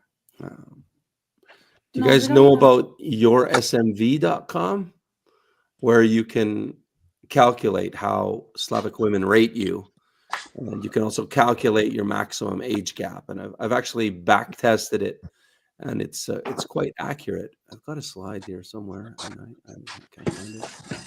Too many slides here. So it's yoursmv.com. Oh, I don't see it. It's not. Oh, right here. It's not exactly. Even if it's here. Oh, yeah, at the top there you see yoursmv.com. So it'll calculate 4 things for you, and it's very accurate. So if you want to get some questions for yourself as to what max age gap might be appropriate for you, it depends on. There's like 57 factors built into that calculation. So, which is one of the reasons it's quite accurate. So it's a free calculator for you guys to check it out. Can I speak? Yeah, go ahead, love. I will go through these points to give some idea to guys what's real relationship, what's not. Like the different numbers and like lady that into you. So yeah, basically, yeah, Janik says the less age gap, the better. Yeah, the safer it is, right? The closer she is to your age, the higher the probability that relationship, that marriage is going to last until death do you part, right? I mean, that's the straight up truth about it. Again, reality of Ukrainian couples, they have 5, 7. Yeah, 5 to 7 years. Normal age gap. Normal. So when you talk about 20, it's like 3 times bigger than normal. That's why it's more rarely happen. Here, I'll put it this way. Okay, so if you're 60 and you're looking for a 35-year-old, ain't gonna happen. It's not gonna. Well, it shouldn't happen because you probably have somewhere, if you're lucky, between 20 to 25 years left on the planet on average. That means you're going to leave her single at 55.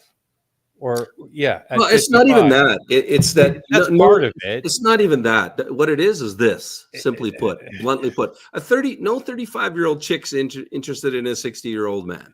No, not in reality. Not in Ukraine. Not in any. I mean, okay, you can go to the Philippines. The age gap there is bigger and all of that, but for sure. Okay, go ahead, love, with your scenario. You wanted to. Yeah, you haven't done any of yours. Really, real lady. That into a relationship, with you. She wants to meet with you as soon as possible in real life. While scammer, she will be procrastinated and postponed it, and find excuses why she cannot meet with you. And this is huge difference between behavior, And sometimes real Ukrainian ladies, they unreasonable with how quickly they want to meet. But the reality is they know online things is just so unpredictable. You don't know whom you for sure are talking, if you especially meet on your own. So she doesn't want to waste time or invest so much time in possibility with a man that she possibly never meet, right? She wants real relationship. So this is huge difference.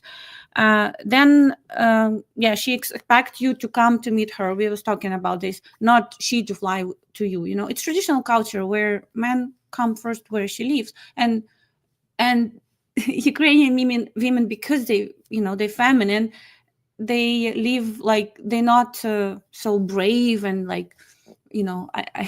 like Western women, I would say. They don't want to. They're afraid to fly to you because they don't know. Maybe you maniac. She never met you. Simply, she's afraid. Just this factor, it's enough for her not to make this step. Maybe some.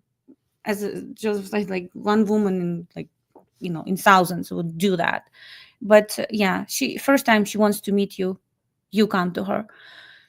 Then she's not actively chasing you. All these guys, when they register on paper letter website, they start to bounce with them letters. Oh, I like you. Okay, he's 60 and 20 years, hot chicks, and sending him messages and chasing and oh, they're so desperate. no, this is not the case. It's like a real relationship. It's always the case where you initiate relationship and you more initiative at the beginning, and you put efforts actually to win her heart, and she's like more take a passive position, you know, unseen, you know, and like screening you and checking if you're serious, you know, are you sex tourist, or you're like you have serious intent, and like she's more cautious moving ahead, you know, she's not actively chasing you. We had situation in my last video I described when women was almost fighting in the office for men, but this is very exceptional situation where really great bachelor that they went on a date, you know, they know he's serious and he's you know, he's just good bachelor, good age, realistic, you know, stable, one woman man, you know. So, and they meet through us, not through, you know, just online somewhere. And she already experienced him. So this is, maybe she will be more like, you know, initiative. But in reality, yeah, most of them, they have like slower approach, you know, like more cautious, especially like if you Ukrainian woman, put yourself in the shoes, imagine you grew up in Ukraine, you've seen thousands of tourists, sex tourists come in Ukraine.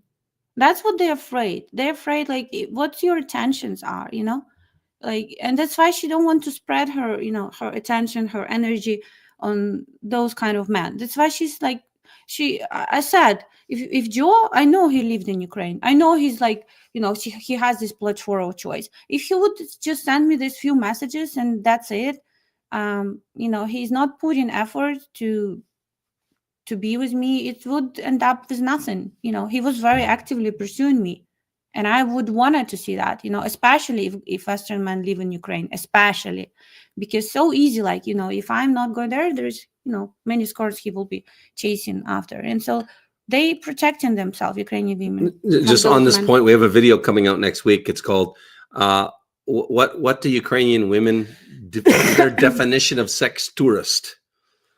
And you have to watch the video. It's really a mandatory video. The answer is foreigner.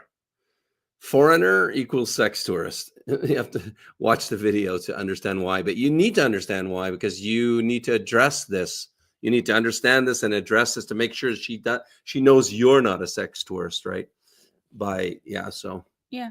Next is she's talking to you on free website, like, I mean, website apps, Telegram, WhatsApp, Viber, but not by email.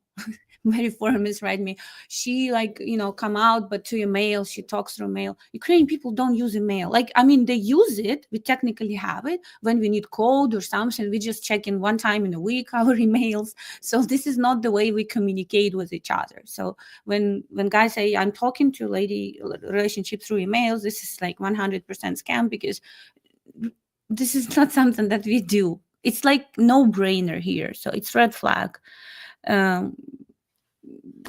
Viber is the most common thing that we use, and I always advise our couples who has a language barrier to use Viber because it's integrated translator there.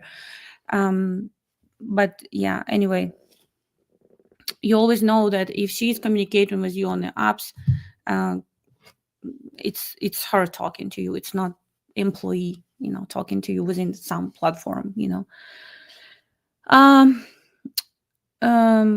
Yeah, she's not putting pressure on you by sharing some challenges, or I'm, you know, I can die. There is a war and I cannot go anywhere. And unless you save me, you send me money for me to be relocated, or I need operation 1 week, otherwise I will die.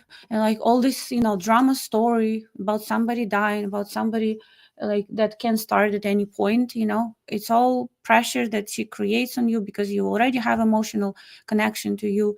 I mean, like decent lady, she will just be afraid to share with you challenges even she's going through, because she doesn't want you to perceive that she's trying to take advantage from you. So this is huge. Also take out for you, you know. I mean, everything can happen. But if she's like, yeah, with those things, need to be very cautious, you know. Hey, just guys, I just realized with Anna talking and everything, better to see a bigger picture. So if you guys have a question, just raise your hand. I'll see you in the camera, and I'll put you in the studio. Okay, you can ask your question. All right. Yeah. Then she's not asking for expensive gifts or money, of course. Typically, what they asking for iPhones and computers, scammers, because that's what they can return and get money, cash back for those things. Because maybe she has already 10 iPhones, she doesn't need them. So this is things that she can easily return and get paid. So you see, the way I was raised in Ukraine, like my parents, like they always like teach me never accept expensive gifts because I will have to be obligated to men. So you don't want to create a situation where you owe something. So, and you know, serious lady that have real intent about you, building a relationship with you, she don't want to ask you for those things, like expensive things, because she don't want to scare you away that she's not, like that she's not into you, but things that you can give her. All those ladies who have give love language, they feel loved when you give, when you I just, it is not my love language, but I saw some ladies, it's important for them to have small, but this is not about expensive things. It's not about oh, Joseph, now it will, I have echo. No, You will it's have fine. echo. Sweetie, it's fine. Fine. Write in comments, please, if you start to hear an echo. Echo. They don't. Yeah, you will see now. You will not hear, but they will probably hear. Just continue. So about money, gifts, it's kind of like a little bit complicated topic, but not really. If you would wanted to present, it will be your initiative. She will not be pushing you in this direction. And in reality, high quality woman, if you would try to present her something and she just doesn't feel like you, her man, she would even reject to accept this gift from you, because she wouldn't want to give you false hopes. That's the reality of, gold diggers, what you call Ukrainian gold diggers. This is, you see, this is decent Ukrainian women, that majority of them like that, don't want to give false hopes. I have when I was a student, there is one foreigner who was trying to chase me, and he was offering me so many things, and everything that I felt through, through his desire that he want to buy me, and I felt like there is no feelings. I just don't, I'm not there. So I would just keep rejecting, like to accept anything. And I told him straight that I don't see myself in being in a relationship with him. So there is no purpose to try to, buy me. That's how you will be perceived, and will be rejected again and again with those things. But when you, generally, I mean, when you genuinely, she's accepting and this is your initiative, it's and this is real decent women with whom you met, and it will be well perceived. If she's accepting, it means she likes you, and she gratitude, she grateful. But it's okay. We talk about, this is about decent ladies. It's a different situation. Honey, can I answer this question? Yeah. It's about our Christmas special for $2,000 up front and then $500 a month. Cancel anytime that you feel you don't need us. So what are you actually getting? Is there an office in Ukraine? We do have an office in Ukraine, but it's dangerous there. Luba, our star coach, she just had a bomb hit her neighboring building last week, real close to her flat, neighboring building. I mean, so we don't condone it and we don't support such activity because it's really dangerous. There are some guys that are going to Ukraine and all that. Like, we're not going to stop you. It's your own at your own risk. So, I mean, technically, yeah, it can be, but I really advise against it. We work now but remotely. So it starts off with you choose 10 ladies from our website, right? And we find out which ones are mutually interested in you. And sorry, just one second.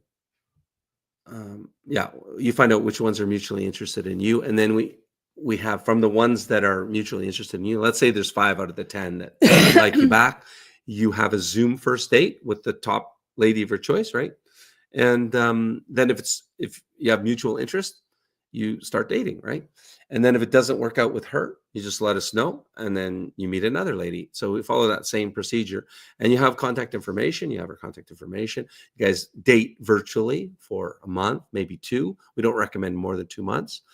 The whole matchmaking and dating and marriage is happening on a more on a shortened timeline. It's happening quicker now with the war on. It's cheaper. It's easier. You can go meet her. We're having clients that meet her maybe once or twice, and then they feel comfortable enough to say, hey, come to America, come to Chicago. I'll put you up. And, typically he would put her up until, this is very personal now. It can go many different ways, but typically he'd put her up until they have a full-on relationship, right? And then she might move in with him. The point is, you don't have the K1 gun to your head, because under the K1 fiance visa before, you had to get married in 3 months after she comes to you in America, or she has to go back. Now, you have as much time as you want, basically. So you can date her in America, get to know her. Other countries, different rules and stuff like that. What's the ding, ding, ding? But basically, I hope that answers your question. Nick, does that answer your question? A little confused what 2,000 gets me. Yeah. Does that answer your question, Nick? Hopefully that does. Okay, love.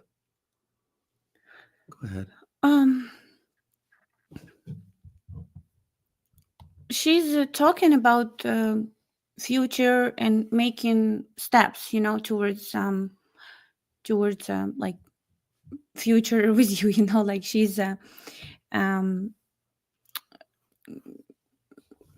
she's asking a lot of questions about, for example, area where you live, or what she possibly can do when she relocate, about job, like she's asking about your family, your parents, your siblings, relationships, all these things that like part of your life, right? And she's trying to get a feeling how it will be when she will be integrated, integrating. If there is no this conversation at all, it's a red flag, like what she's doing with you. If there is a lot of fears around her being relocated, and the only one way how she can overcome them is finding, clear answers of what her life can look like, if she would make decision to move to you. So she's asking a lot. It's like, right? Yeah. Can you tell me when I can answer this question? Like when you're finished? I almost finished. Just one, I will say, she's also into asking a lot of questions, starting from first Zoom date. What's your deal breakers? What you're looking for in partner, and see if you like match here, in life goals, values, things that resonates. See how you, match for each other, because if lady is not into knowing who you are, your you see a picture outside, but she wants to know your inner world, if there's no interest in those things. Big question. Yeah. Okay, Nick has a follow-up question. I get it. Where are the women? First of all, they're all over in our database. It says her current location, her country, her city. They're all over the world, right? The majority are still in Ukraine, however, but there's Canada, the States, Europe, Germany, all over the world. And how are you going to be supported? So the way it used to work is you would fly into Kiev and you'd go on date after date, usually one per day. We didn't recommend more than that. Too confusing for us guys. You'd go on one date per day. Typically, most guys didn't go past 1 week of dating. That they've met like 5 to 7 women. By then, most of us guys, that's overwhelmed. Like it was for me. I did that. It was overwhelmed. Most of them didn't meet even 5. Yeah, most of them not even 5. Yeah. And they meet the one that they want to start a relationship. And those usually end in marriage. Now you meet and you court online. You get to know each other as much as you can. But the big question is chemistry. She doesn't know, you don't know until you meet in person. So you've got to go within a couple of months, meet her, and find out. In terms of support on the date, we don't recommend a translator. Translators, since the war's been on, we haven't had anybody go on a date with a translator because it's different countries and what have you. And it's one second, it's not needed. No, when you have first video date, of course you have translator because you need to know each other on a very deep level, right? Yeah, but he's talking in person, I think. But yeah, in person, if you manage to talk to each other for so long time before you met, lady, when she meet man, and like if there is no English, although most of our ladies, they speak some level of English, if that happened that she has poor English, she immediately enroll herself and she started to put efforts to learn English, because now this is not her fantasy, this is her reality. She has man that she's very motivated to learn language. And yeah, from experience of our guys, those who was afraid of like language barrier, it was not as scary when they have actually experience. And we have quite a few marriages that happened with from zero English, started, like Glenn and Natalie, for example. Yeah, so yeah, and one of the scams is the translator scam, right? Always with you everywhere. What? Yeah. Translator always was scam yeah. like never leave you, like what's yeah and it's just a complete scam. So we rarely use translators back in Ukraine because our position was, listen, you guys have a language barrier, so you got to figure it out. You got to learn, and so use Google Translate now. If I was translating for a couple when back in Ukraine when we was there, right, offline, when was coming. On the first date, I go with them on the first date. Then I said, guys, you are on your own. It's like if people cannot figure out like how to build relationship on your own with language barrier, like how rest of the things you will figure out, right? So if you keep like translator accompany you all the time, she never meet with you without translator, this is not the girl who interested in building a relationship with you. You can see attitude, there is a lot of challenges will be like in the international, and this is one of them, like different cultures, language, and like you need to put efforts. And now, oh my goodness, so many devices available. You can do synchron translation. It's all about having desire. Having desire to get to know each other. And most of the couples, honestly, they want privacy. They don't want translator to be all time the third party on every date. I have situation where like if I do Zoom introduction call, because ladies don't want us to give their contact information to some strange man. They want to have video date before they will approve. And man also wants to see lady before he will take her contact information. So they want to see if there is chemistry. But yeah, what I was saying. Can I just, while you're getting your thoughts, maybe we can ask Pat to share. So Pat is dating a Russian lady that speaks no English.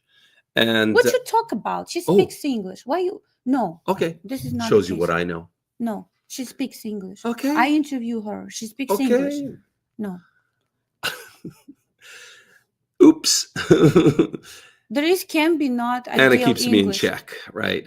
Can be not ideal English and can be misunderstanding, but yeah. Can I just add the thing about language barrier? One thing that most guys don't understand, and I frankly was a bit surprised to find this out, is that what do you guys think? Let's do a poll here, and then we'll check in how our official poll is doing. But what do you think is more important, that you speak the same language as the person you're dating, right? Like more important for the relationship, you speak the same language, right? Or you have the same first or second love language, right? If you've read about love languages, write in chat. What do you think is more important, spoken language or love language? Can you guys write? I'd be curious before I kind of might have given it away a little bit. I would say, I always tell guys, language is something that manageable, you can learn, but personality, if you don't have matching personality, you cannot do much about this, and having, matching life goals, values, way that you want to be treated in a relationship, this is far more important than language that you can improve over time. Pat says minimal English. I thought so. You, not I thought so because I remember. no. I She mean, speaks English. well, this is Pat. How can you say Pat's wrong, honey? She Come just on. say a lot of words in a very, very. I quickly learned to explain many different ways and ask questions many different ways. Yeah. Yeah. Okay, so not many of you guys are speaking up in here about the love languages versus spoken language, but there is a neither chemistry. Well, for sure, chemistry it has to be first. If there's no chemistry, it's a no-go, right? Certainly for the man. Sometimes women will date you with no chemistry, but that's a mistake on their part, because if the woman doesn't have chemistry for you, it's just not going to end well, or it's not going to be a happy relationship. There has to be chemistry. Let's be serious. And then the top G got the right answer. Love language. Yeah, love language is actually more important than spoken language. We have couples that got married or happily married with no language, right? She speaks Russian, he speaks English, and the guy always tries, but it's a wickedly difficult language to learn. And if you're over 50, I mean, good luck with that. Just saying. And they're happily married, and they have the same love language. So that was my point. They have chemistry, it's very important, and they have the same love language, first or second. So that's why on our database of ladies, you'll see we have her love language, primary and secondary love language, and her love code, which is also important. But don't perceive this if you don't see super matching love language, that this is like from profile, this is no go for you, because sometimes I'm seeing situation where she put 2 love languages, and then men, which is not touch love language, and men have touch love language, and he's asking her how, like, do you feel like need in relationship to be hugged and kissed? She's like, of course, like, hands, but she didn't mention this, like, sometimes you have 3 of them, and they like both, they all equally important for us. So if you really like woman, but you don't see it there, you can still do introduction call and ask her personally question, to see. Hey, you want to add David? He's a new client, isn't he? Hey, David. No. Oh, welcome. Hi, Joe. I'm sorry I'm a little late. I was busy in my office. Oh, no, it's okay. We had 10 guys on at one time here, but I know you just became a client, or you're looking at becoming a client, so I thought I'd You pull just you in. signed up recently. Yeah. With Christmas. Yeah. Good to see you. Good to meet you. Nice meeting you. I've been watching all your videos and YouTube things, so I finally took the plunge. Okay, great. Do you have any questions, concerns, or comments?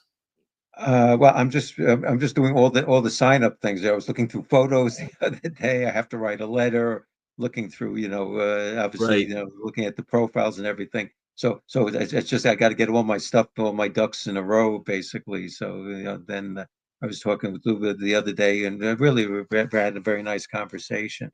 And of course, looking at all the stuff about the scam sites, which unfortunately I've had my run-ins with. So that's it. So I'm just trying to, figure out how all this works, basically. Right. How have you found the process so far? Well, it's fine. I'm just, as I said, I'm just trying to figure out basically, what it is that I'm looking for, because I think, there are 2 aspects here. I know, and as I'm learning, as far as, what on the other side, what the women are looking for in terms of what features and traits and I guess and characteristics they find attractive, and maybe what they don't find attractive. And I have my own set of criteria as far as what I'm looking for. So, I guess that's the process, finding somebody who kind of the 2 of you can kind of meet and have complementary, I guess we'll say, personalities and interests and what have you. So I've got my own, I guess I'd say, kind of quirky personality and issues. So finding somebody else, as I put, I listed my interest in things because unfortunately I've had my run-ins with my ex-wife and even some few people I dated, that things that I enjoy and really the part of me, part of my personality that they don't get or they don't like, or the classic thing I happen to like. That can talk a fair amount, and I like jokes, and I like comedy and humor and this and that.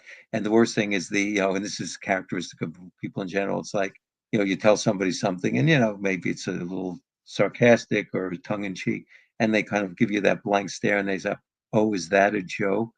And it's like, oop, that's like the kiss of death. It's like, well, if you don't get me, then that's that's it. But also people who are just outright. I mean, I have a lot of interests and things which are a little off the beaten track, and that's the problem, is finding somebody who actually if they don't have to do everything I do, but at least that they're tolerant of it. As I think the way I put it best is like somebody who actually appreciates and likes me because of me, not despite the things that I do. It's like, well, it's okay. I like it, even if you do that. I don't like that, but all right, I'll put up with it. And that's it. I'm at that point in life. I don't want somebody who's going to put up with me. I want somebody who's going to really appreciate me and love me and say, boy, that's really great, or that's fascinating. Oh, I'd love to do that with you. Come, let's go do this. I mean, because I'll have somebody, hopefully, and that's one of the characteristics. I want to meet somebody who's not a couch potato, because I'm certainly not a couch potato, and I'll drag them off, whether it's to go wine tasting or apple picking or go to a concert or go to one of my clubs or organizations. So, I want somebody who's going to really take and be a real partner, who's going to enjoy them, not somebody who's going to kind of, well, all right, well, if I have to, or as I've had the experience, somebody who's actually negative about it. It's like, well, you go. I don't really like that. So that's it. So I already made my laundry list of all my different hobbies and interests and things, but that's part of it. The one thing which I guess is probably the thing that I have most in the back of my mind is one of culture and religion, because I know certainly in Ukraine that there are lots, and it varies, but I know certainly the Orthodox Church is fairly prevalent, and then some others, some other Christian sects and Catholic. I'm Jewish, so I'm sure that's kind of a minority in Ukraine, but not that somebody has to be, but certainly somebody who's accepting, and it's not like, oh, you're not going to go to church with me every Sunday and this and that. I mean, I've already got well, how are you decorating for Christmas? It's like, well, I really don't decorate for Christmas, I mean, the closest is when we were growing up, my sisters felt kind of neglected. So we got what they called a Hanukkah bush, which was like a miniature Christmas tree with kind of like Jewish decorations on it.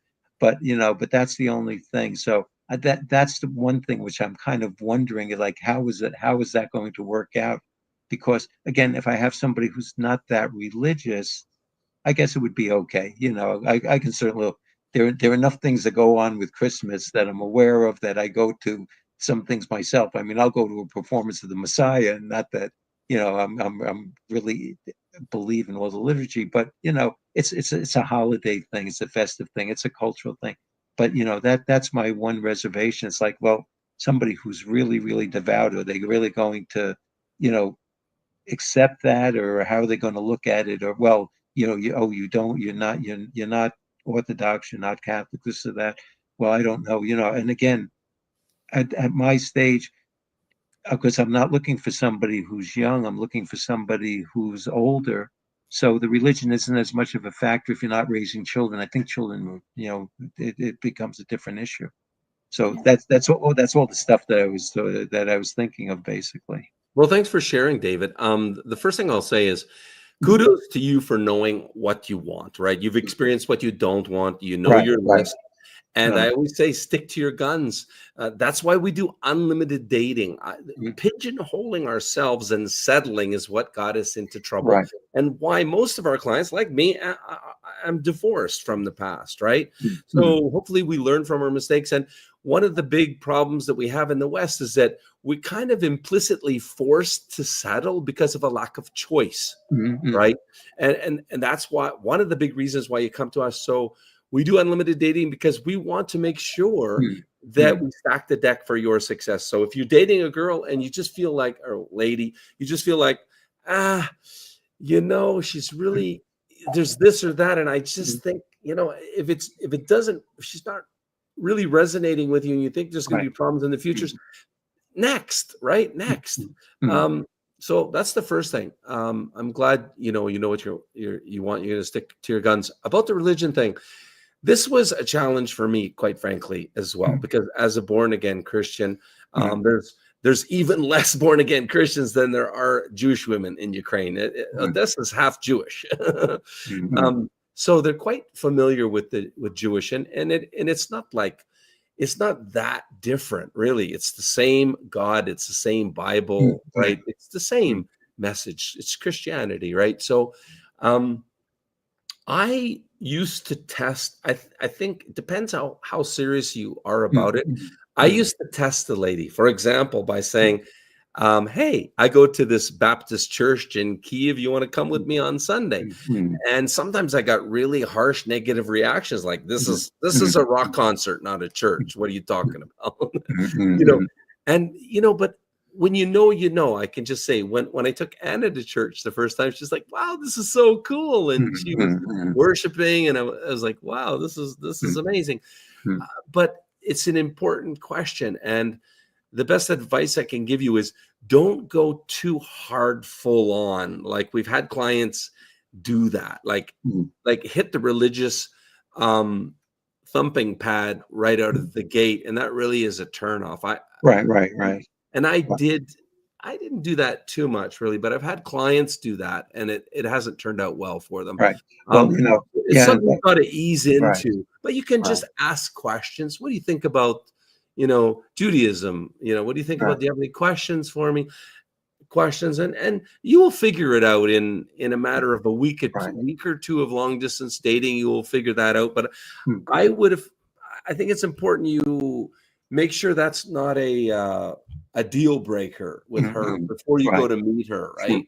You want to figure out if this is pass or play with this lady before you spend the money to go meet her. Right. I mean, unfortunately, I'm not that religious, but still, it's this cultural thing. It has to do as much with, as I said, particularly in New York. I mean, as somebody once said, if you're a Catholic priest in New York, you're probably more Jewish than if you're a Jew in Montana. Because everybody here, everybody takes in, culturally, they use the language, the slang. And we'll go to the kosher deli and we'll get a corned beef sandwich. And I'm saying culturally, New York is very, very much Jewish oriented, where that may not be true in other places. So it doesn't. It's easier to be Jewish in New York than it is to be Jewish in Des Moines or possibly in Kiev. Although I know there's some centers in Ukraine of Judaic study, and I know there's one place where they even have some pilgrimage. I think there's some site there, which I think. I think some Chabad rabbi, somebody is buried there, and I think thousands of people go there every year, at least in the past. So it's not that there isn't any culture there, but it's just that, as I said, I know the church plays a strong role, so I wasn't sure, and that's the only thing. As I said, to me, it's actually probably more important if she likes Beethoven and the Marx Brothers, than religion.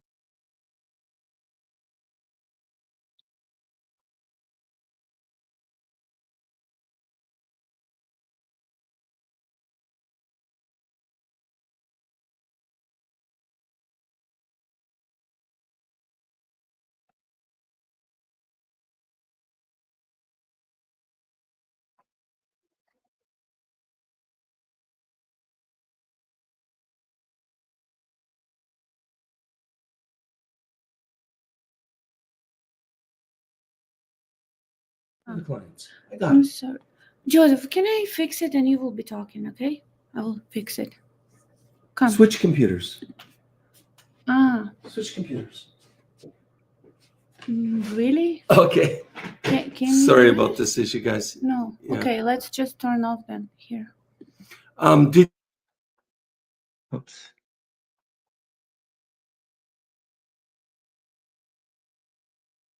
You're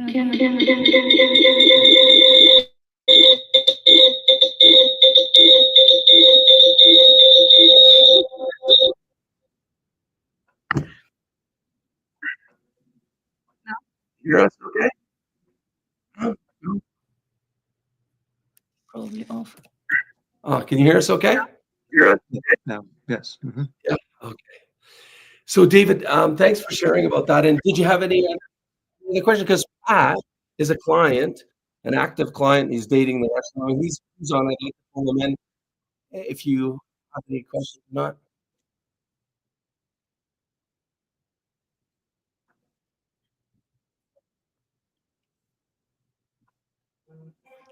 I don't know what's going on. You hear me okay, David? Yes, yes. No, I can hear you. Okay. Okay. Did you have any more questions? Otherwise, I'm going to pull Pat in. He's an active client. Right. Well, that's it. You know, I guess like anything, until I have some conversations on women, it's hard to know, to develop how to establish a rapport with them, how to speak with them and all that. But I guess that's as much a cultural, but it's probably an individual thing too. Obviously, you have people with different personalities. Some people may be more outgoing, some may be more reserved. Obviously, different education levels. So that's the only thing that I was wondering, and in terms of my background being a physician, I don't know how that's viewed there. If that's, what things are considered desirable here. I guess, having, it emphasizes, I guess, being stable, having a good income. If you own your own home, these are things that I guess are looked at positively. But hopefully it's not just looked at as somebody, who's just economically stable, because like I said, from my standpoint, it's somebody who has a lot of, who's intellectually curious and has interests, and we have, compatible, things that we'll be doing. Not just, well, she knows that somebody will be able to afford to, pay the rent and that sort of thing. I'm sorry, I didn't. Was there a question in there? Yeah, no. I'm just saying how, if because, and also the situation now in Ukraine, if, just if women are looking to a large extent because they need stability and they need to know that they've got, some degree, as I say, economic stability, that they have a home, that obviously that they have a life that they're not going to be disrupted, which I understand is important. But obviously I've got criteria that go beyond that, not just somebody who's looking, oh, great, he's got a house and he's got a car, he's got a stable income. So, so this is a good guy, in that regard. Obviously, again, there are other, as I say, interests and personality factors that I think, at least from my standpoint, or just as are probably more important. Yeah, again, you kind of threw a machine gun battery at me, but I'd suggest we have a conversation offline, with Luba, just about, because you threw about 5 different issues out at it. If it's okay, I'll pull our client Pat in there and then just put you in the background, David. Okay, that's fine. Okay. I realize I'm asking a lot of stuff here. Okay, no worries. Thanks for coming on. Well, Hey, Pat. Hello. I thought this was easier because in the chat I was kind of confusing the situation when we were talking about language. The fellow here was talking about education level. Sveta that I'm dating is I don't exactly know the title because their education system is different, but she's either an engineer or something to do with the oil field. So the education seems to be very prevalent. What's her level of English, Pat? That was the main Okay, thing. yeah. And how is the communication with you guys dating? Well, this is the challenge where I needed to explain a little bit is when we were speaking on Zoom and when we met in person, it was very good. I wouldn't want to write down any engineering numbers to talk about building something because there would be gaps that way. But we actually communicated fairly well. But I did have to think, we both had to think of different ways to explain what we were asking because they learn the Queen's English, so it's different than Canadian English. And so there was definite gaps, like I don't know what a flat is, so how to describe where you live, an apartment or whatnot. So that part was okay. Her confidence level in her English isn't very high, but she did better than she does better than she thinks she does. Now, where the challenge with the English comes in is the translation bot doesn't always get it correct between Russian and English, as far as I'm convinced the syntax and that gets messy if there's a big long speech. When it's short messages, it's fine. But when you're getting into details, to me, it seems like it's a little bit goofy, because she doesn't write English real well, or at least she's not confident to write English to me real well. How do you feel? So how would you rate? First of all, how would you rate Sveta's English level from 0 to 10? 10 being perfect. Just I roughly. would roughly probably 6. Yeah, so it is. Yeah, that's what I say. I wasn't quite right. Talking about writing, no, I wouldn't want to write down engineering numbers to build something, but the intelligence is definitely there. So you can read the intelligence level. So it's just lack of experience and lack of confidence. She's afraid of saying the wrong thing, and she hasn't quite figured out that I'm not going to make fun of her if things get goofy. And that's very common.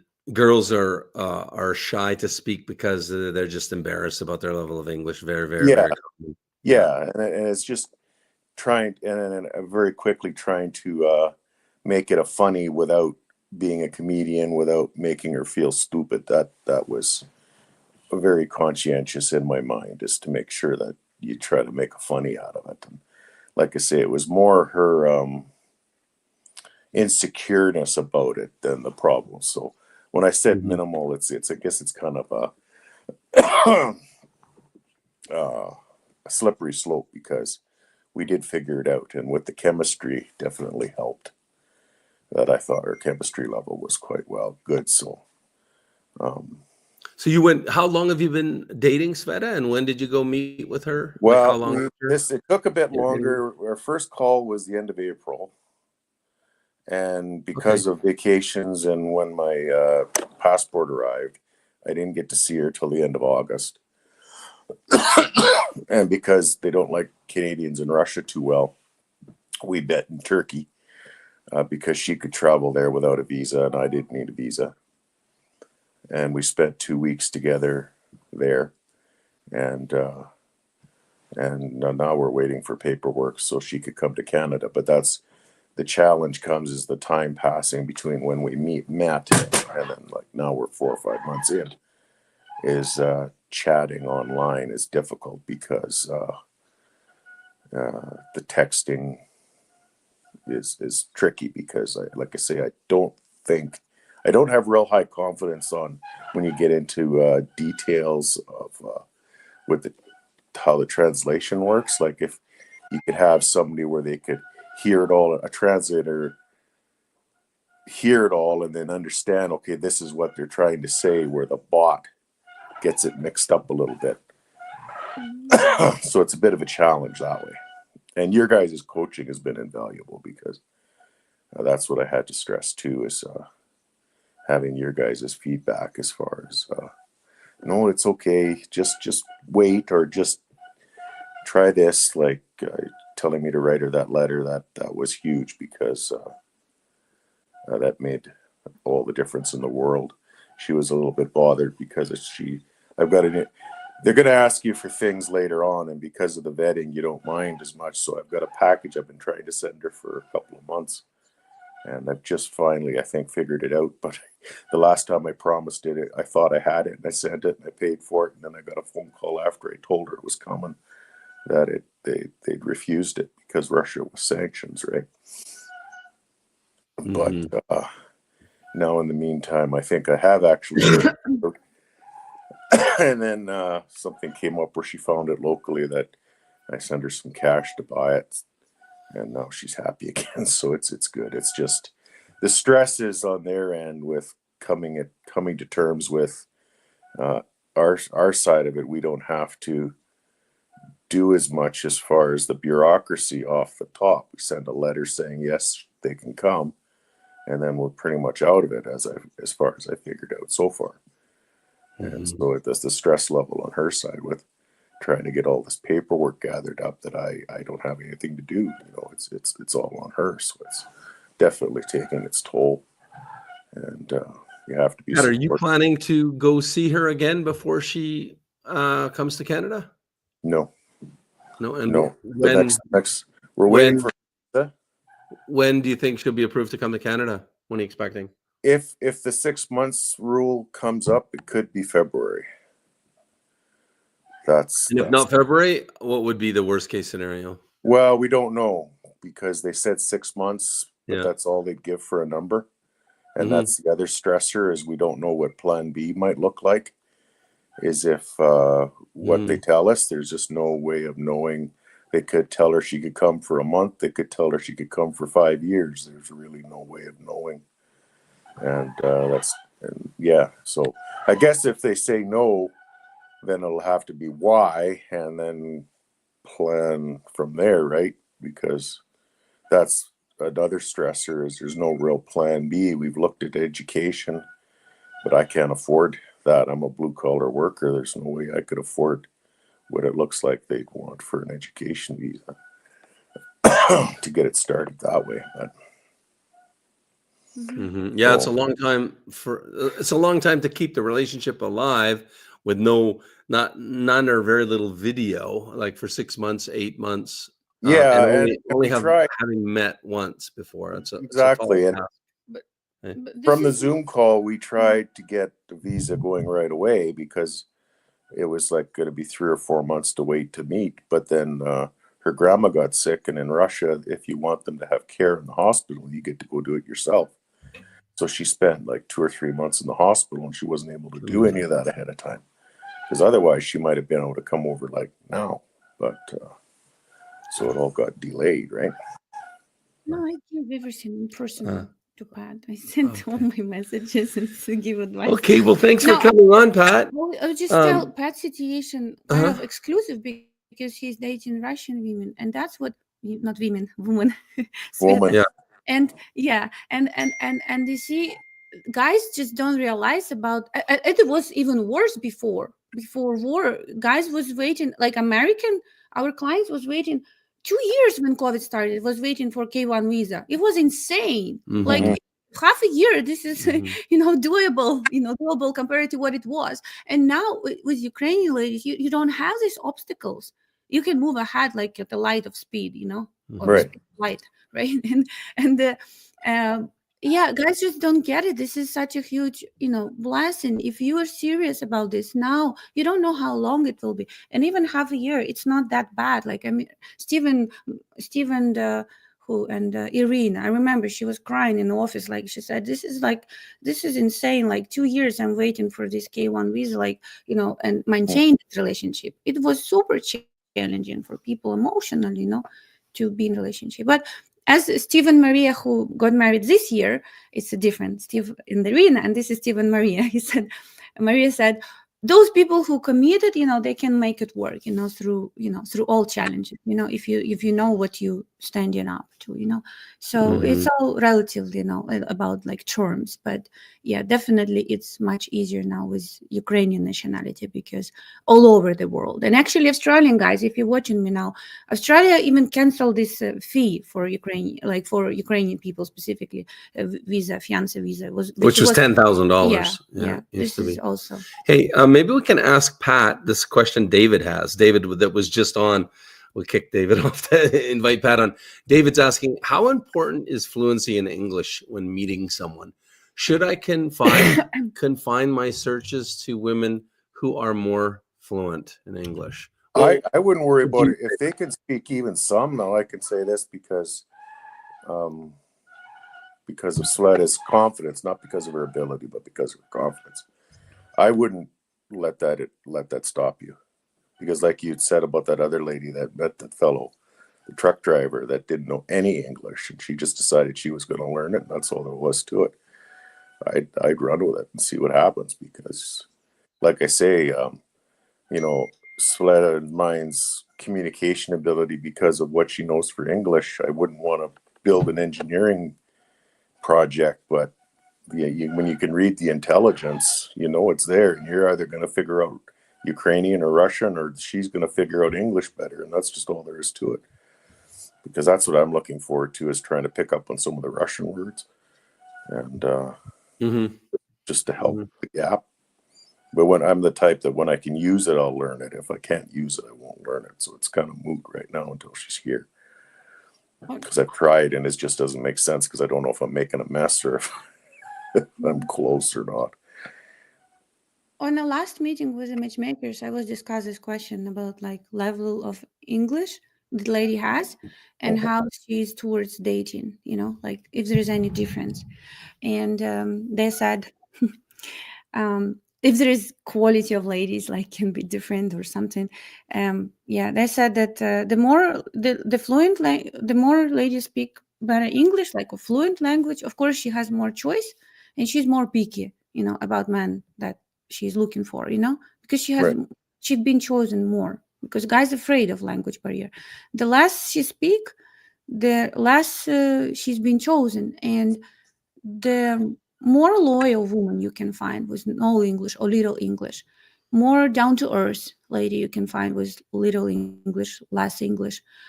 I have a question to ladies who don't have any like, you know, don't put any, like I have a question to lady if she start a relationship and she's not making efforts to learn English, you know, I have a question to those ladies. But normally what happened, because as we discovered today, they have so small introductions, they so small belief that it's possible to actually meet men, and so when it happened they start to put efforts into learning English. So I would and again with no English or little English, your variety of how many ladies, you know, it's dramatically increased, you know, how many ladies you can possibly meet. And yeah, this just keep this in mind. Also, like filter single mom or not single mom, only without kids, single mom with you know, average or little English can be like she has much less been chosen, and that's why she can keep into you, you know, and like hold into you, be very happy with, you know, with you in relationship, compared to, let's say, lady without kids and fluent English. You know, she just she has more options and that influence her, you know, just like guys when they have more options, right? It's also affect them in a way. It's harder to, it always feels like there's somewhere better. So it's this zone, right? Dangerous zone of platform of choice that brought you to, like yeah, when and matchmakers was there was like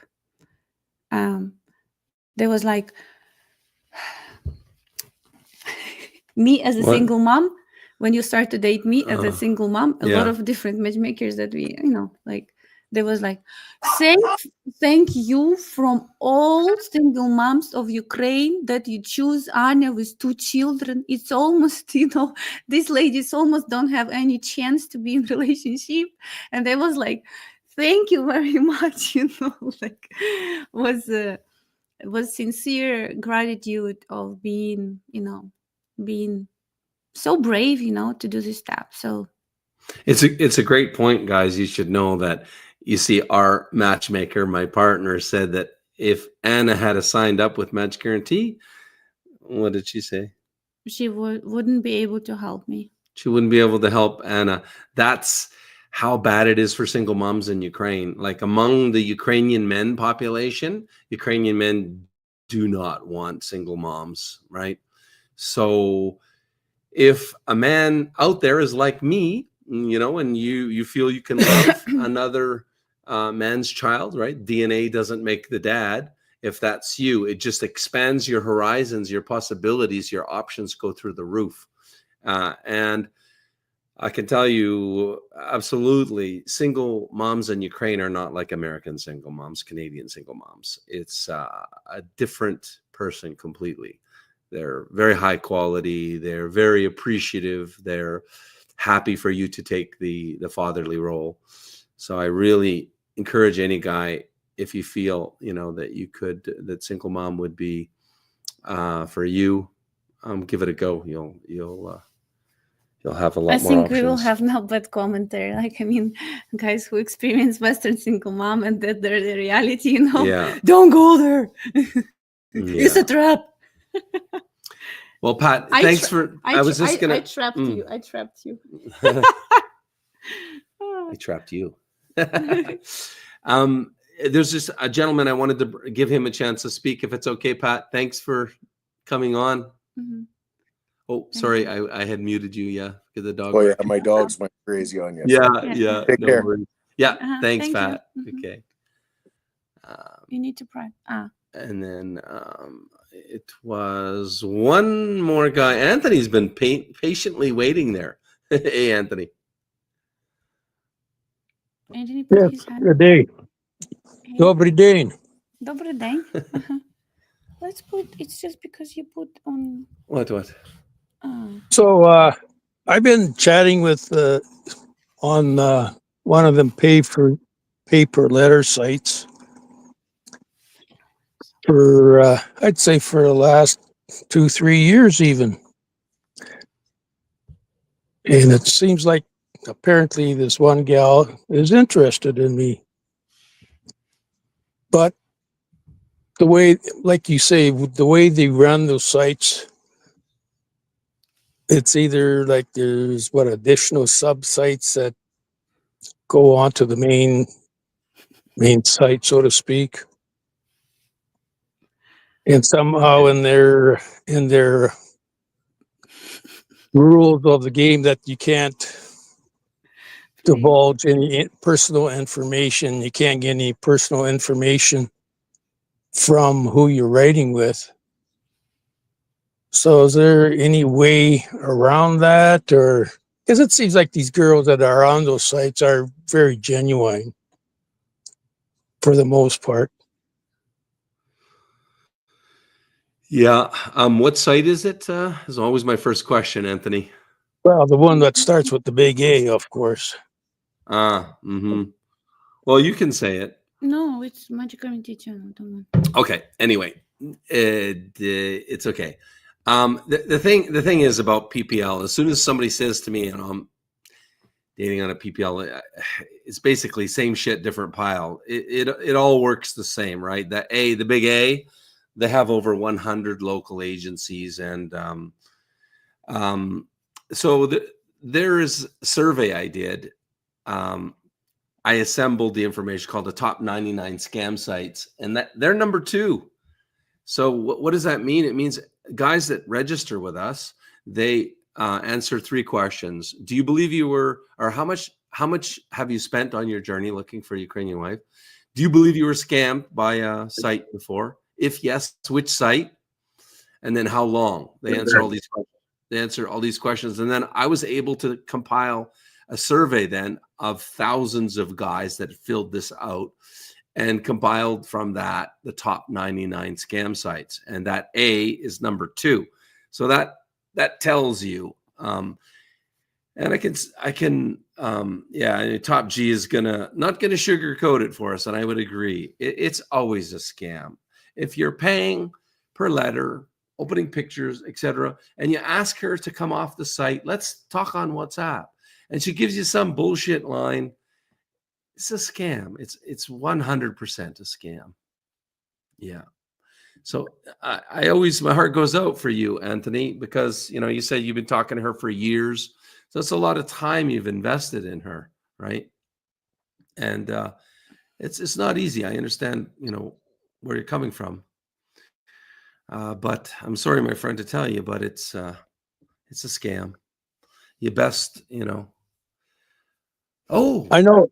In years, decades past, say if you were going on to it used to be dating magazines. There used to be like dating magazines, and they would actually give you the address of the person that you're writing to, or they would give your address and they would write to you. You would get a real letter from them, and actually that's what basically I kind of got interested in that when I was very young.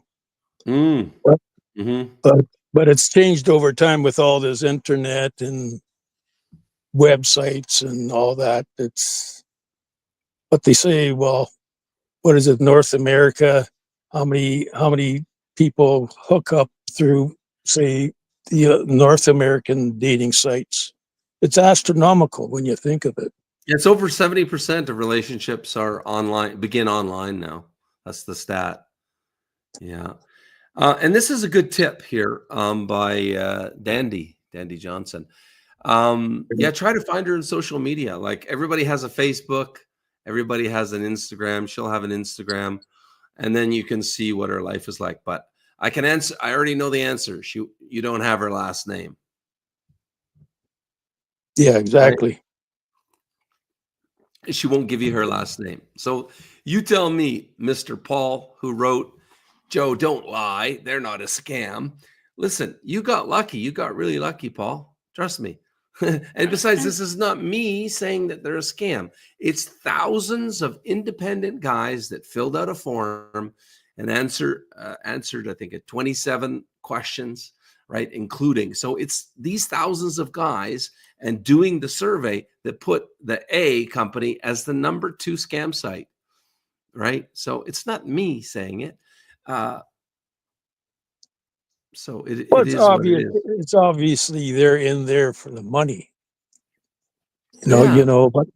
But I'm thinking if they would just stop people from not contacting each other, they would be good dating sites, because there's no shortage of single people in this world. It's just you talk in your time convenience. There is a big time difference between Ukraine and United States. So, like, I don't understand why guys don't think about how women can work all night talking to you. Not work. I mean, yeah, that's what they do, and they hire people who is talking to you at night. But like how women can speak all night to you, and then in daytime to go to work, so she never sleep. Like she's all time, she's all time built-in relationship. She's working, providing her, and so like all these small things that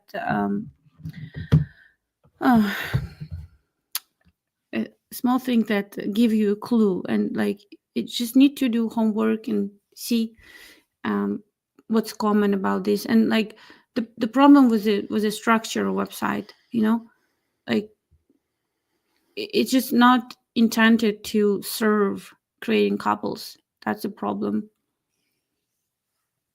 Nobody wants you to talk off platform, just being paid. Yeah, we could go down a really deep rabbit hole here now, but just suffice it to say, Paul, you're just sorry, Anthony, you're just wasting your time. So my strong advice to you is move on, right? And if you want to do it the right way, with real women, you're welcome to come to us. The Christmas special is on now. There's only 4 more spots, and so now it's quite cheap. It's affordable for anyone now. It's not 10 grand. It's for $2,000 you can get started, and you'll meet somebody real. You'll see the difference. They want to talk to you. They'll have video calls with you. They'll ask you, when are you coming to see me? They like you just feel a total difference, and then it's just a matter of looking for the right fit, right? We only do unlimited. I think what's like, on all this website, women so photoshopped, this is not who they are in reality. It's just like if you see platform with a lot of like photos, everybody looks like incredibly like it's filter, on Instagram. This is always, you should question, why is it so? They like what they have only with all this technology now to make yourself beautiful. And the reality, I see a lot of guys who go through this website used to see such a beautiful picture. When they come on our website and see real people, real lady, not Photoshop picture, they're like, I'm not attracted to many of your ladies. This is like, if you would see our ladies in reality and ladies from paper letter website, you will figure out this is like maybe our ladies even look better, you know, in real life. Because I know that some ladies who have good intent, if they put them on the website, they Photoshop them, and they like ask why you've done this to me. You know, I'm like, I'm not looking like you, you know, like you made me look, you know, on the website. And yeah, and it's just, yeah, there is being realistic about who can be interested. And I know it's very tricky because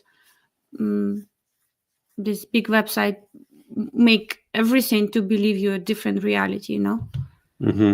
It's just like when women write you, women actively pursuing you, women tell you age is just a number and all of these things. It's hard to, you know, make yourself you know, believe different reality, you know, if that's something that you experience. Yeah. Let's take a check on the poll. We now have 120 votes, which makes it a very high statistic confidence interval. So very accurate with 120 votes. So let's start at the top. So you guys that think that less than 10% of Ukrainian women are scammers and gold diggers, 16%. And then those of you that think that 10 to 40% of Ukrainian women are gold diggers and scammers, 31%. Still, the biggest one is 40 to 70 plus percent Ukrainian women are scammers, 39% of you. And then there's far more scammers and gold diggers in America, 13%. So still, the overwhelming majority of you guys think that, like 40% think that most Ukrainian women are scammers and gold diggers. And I feel sad and a bit perturbed at that at the same time, because living there, I know, you know, and of course Anna knows that Ukrainian people in general are salt of the earth. If I got to tell you, and this is maybe not kind to say to Canadians, but put 100 Canadians in a room and 100 Ukrainians in a room, okay?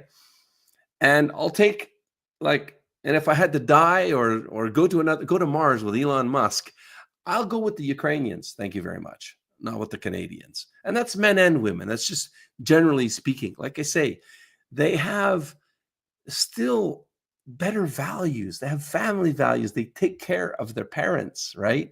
They don't put them in an old folks home. You can rely on them when times get tough, whether it's your mom, your dad, your brother, you know, when times get tough. And they're just a higher caliber of person. And that's broad brush statement generally in the culture. And I know that because I lived there, right? So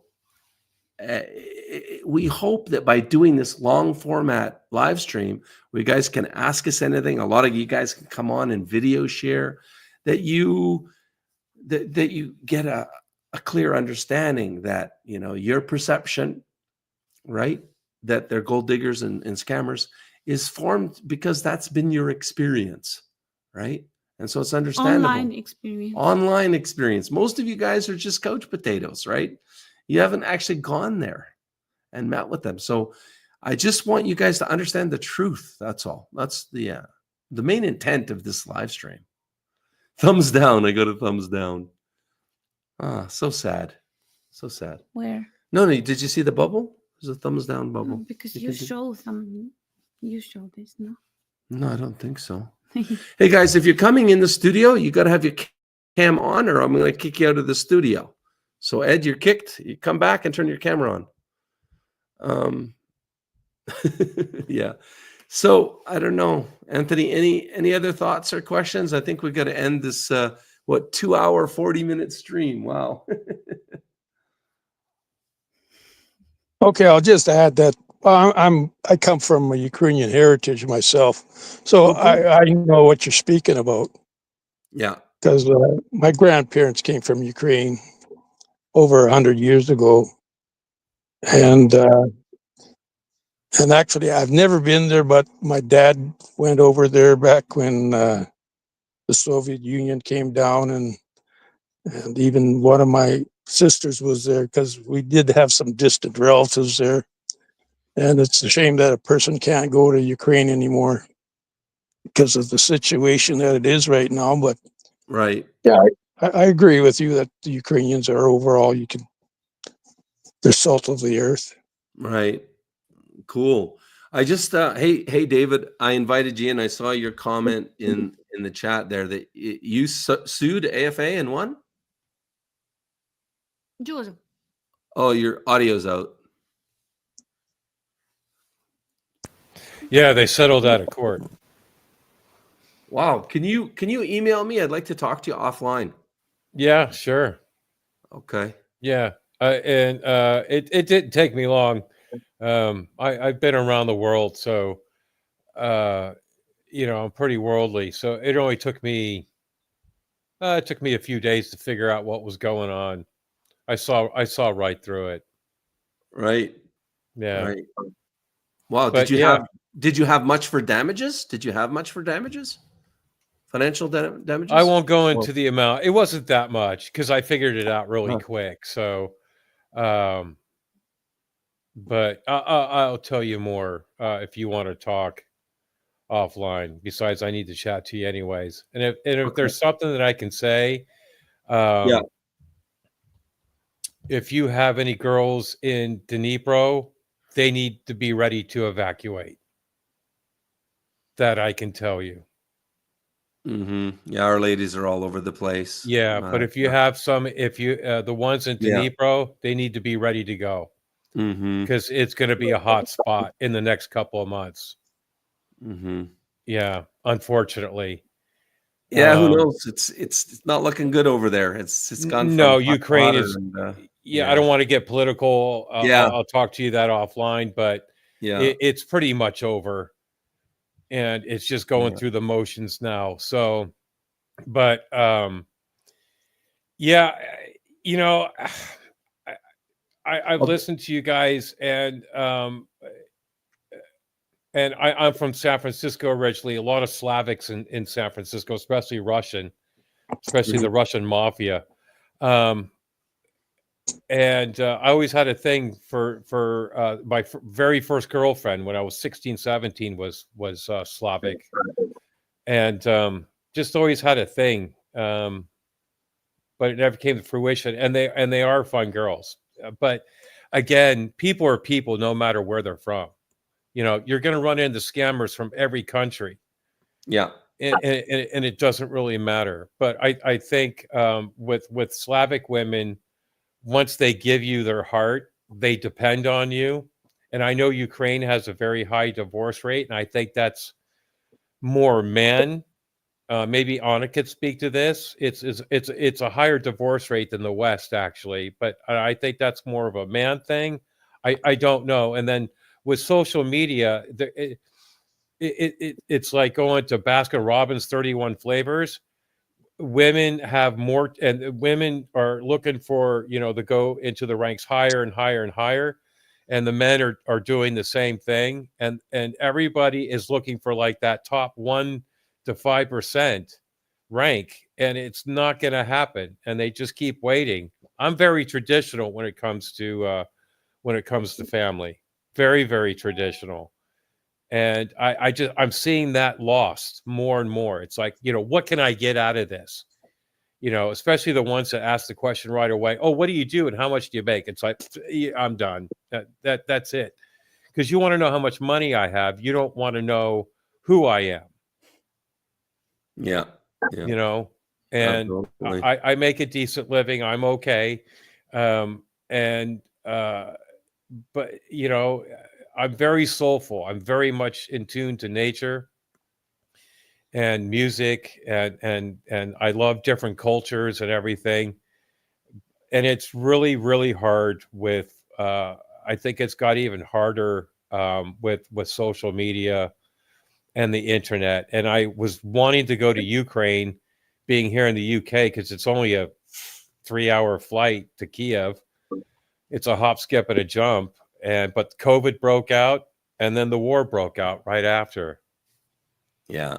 because I like Slavic culture. I've studied quite a bit of it and everything. You know, Russia actually started out of Kiev, and then the Russian language. Ukrainians closer to Russian. They thought it was Viking for a long time, but that's another story. But yeah, I've studied a lot of the Slavic culture and everything, and it's a wonderful culture. The music, and I think the girls dress better. I see very, very few tattooed women.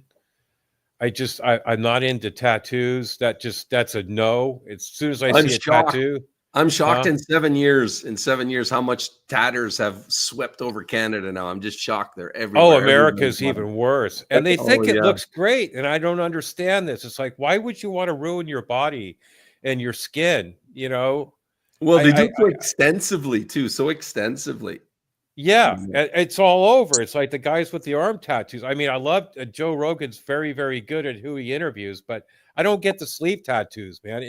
You look like an iguana or some lizard person. Or, I don't get it. And when I see a really pretty woman in a dress, but then she's got like sleeve tattoo, it's like, what did you do to yourself? Why did you do this? You know, you have beautiful skin and you're a beautiful creature, and you know it only lasts for so long. Why but that's me. But yeah, I'm very traditional, down to earth. I believe in keeping life simple. Einstein related to that. But it's very, very difficult, and I'm hoping that this war is over soon so I can go and visit Ukraine, because I would love to do that, and I wouldn't mind going to Moldova. You know, David, when the war ends, which we're all praying for, but you know you're gonna lose the biggest silver lining advantage that you have right now, which is no K1.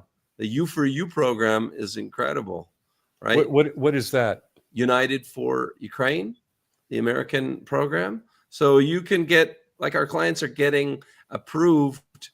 First, you get approved as their sponsor, then she gets approved, but it happens within a week. Within a week, then she can fly to you, and she can stay for 3 years. 2 years, okay. And that'll be extended, and then there's no pressure to get married. You can date each other, court, until you're ready. But the K1, you got 3 months to get married. First of all, 2 years waiting list. That's what it was.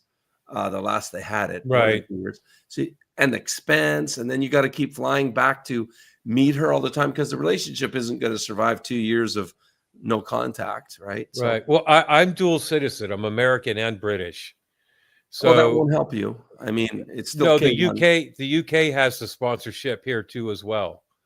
So it takes 2 to 6 weeks or something like that if they want to come over. And I've actually extended that to some people that I knew and said, hey, if you want to come here and get out of the war, you know, and have electricity again, you're more than welcome to. But I know that it's heating up really bad, especially for Dnipro. The Russians are already Dnipro region. But yeah, it's the same thing. The UK has sponsorship, and so does America. And you're correct in that assessment. And they can stay, what is it, 2 or 3 years? 2 years for the States. But they can automatically work too, which is a great thing. And on top of it, the UK is giving them £500 a month. So they just get £500, you know, without even working. So my question for you, Dave, is what are you waiting for? Because you're going to lose that silver. You're going to lose that silver lining. So what are you waiting for? What am I waiting for? That's a good question.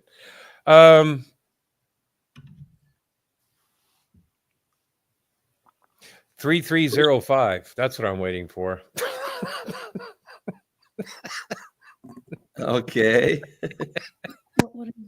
No idea. But no, you and I need to speak offline, because I think we've had some miscommunication, and we do need, we do need to speak. But I'll speak to you about AFA too as well.